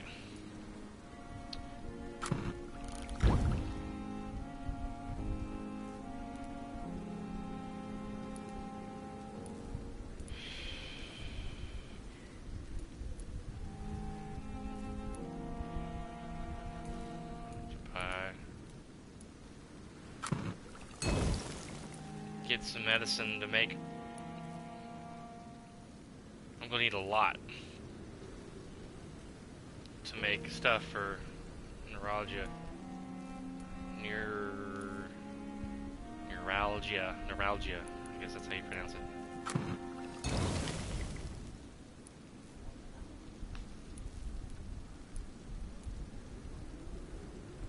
And some more sodium hypochlorite solution.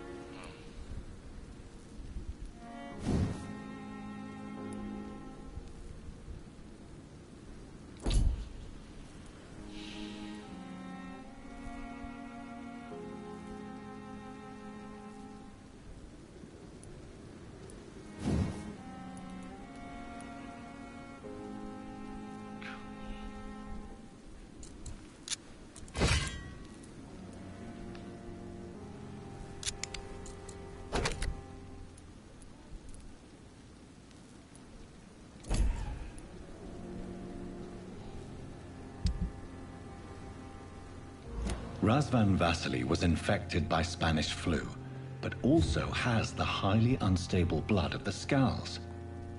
Is the London vampire epidemic transmitted through the flu? I should talk to Dr. Swansea about it.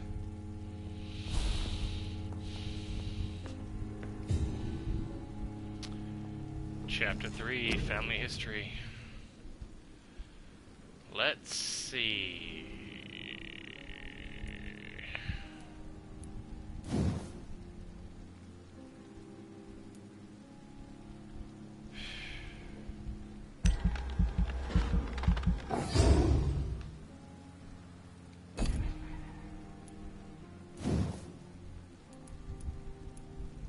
$2,000, man.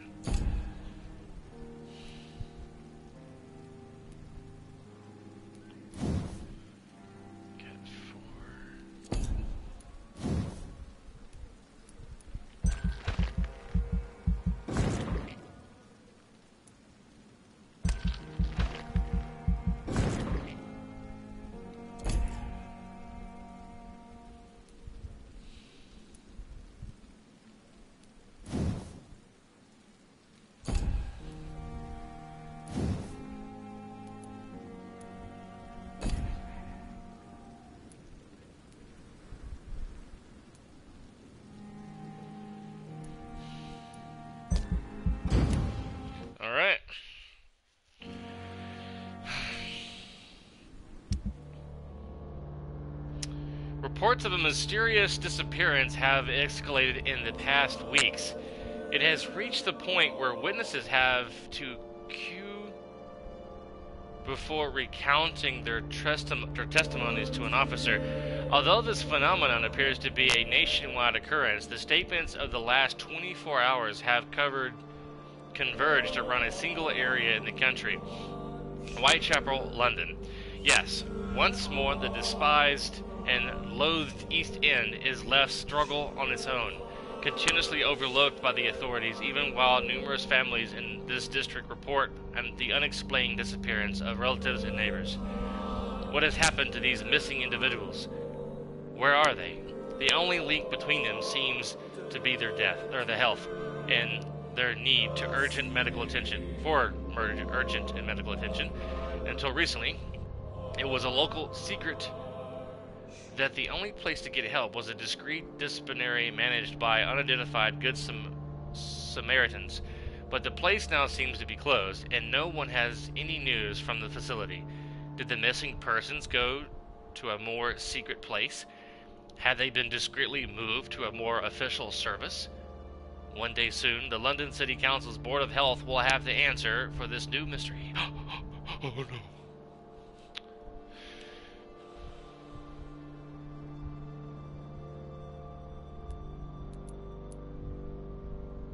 Your choice concerning the community pillar have been reported by the press.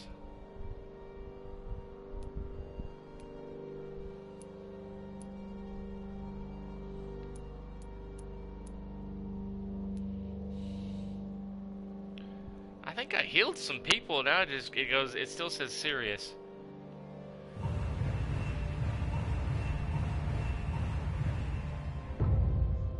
It's going out to healthy.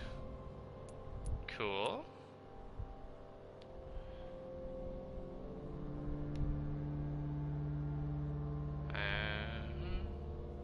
Everyone's currently healed.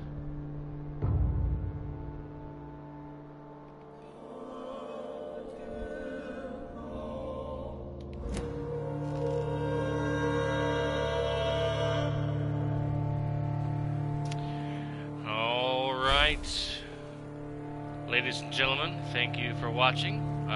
For those of you who are watching later on YouTube, after this video is uploaded to my channel. And Majadi, once again, thank you, sir, for sticking around and watching me play. And I'll attempt to do this next Sunday at the same time that I did today. If nothing comes up next week. Right now I have nothing planned for next Sunday, but you never know. Something may or may not come up. You never know with life. But as of right now, I don't have anything planned, so as of right now, I do plan on getting on at 11 o'clock Central Standard Time, 12 o'clock Eastern Standard Time for another chapter of Vampyr. You have a great and wonderful weekend, sir, and a great week, and I will see you next week. That's the plan. See you later.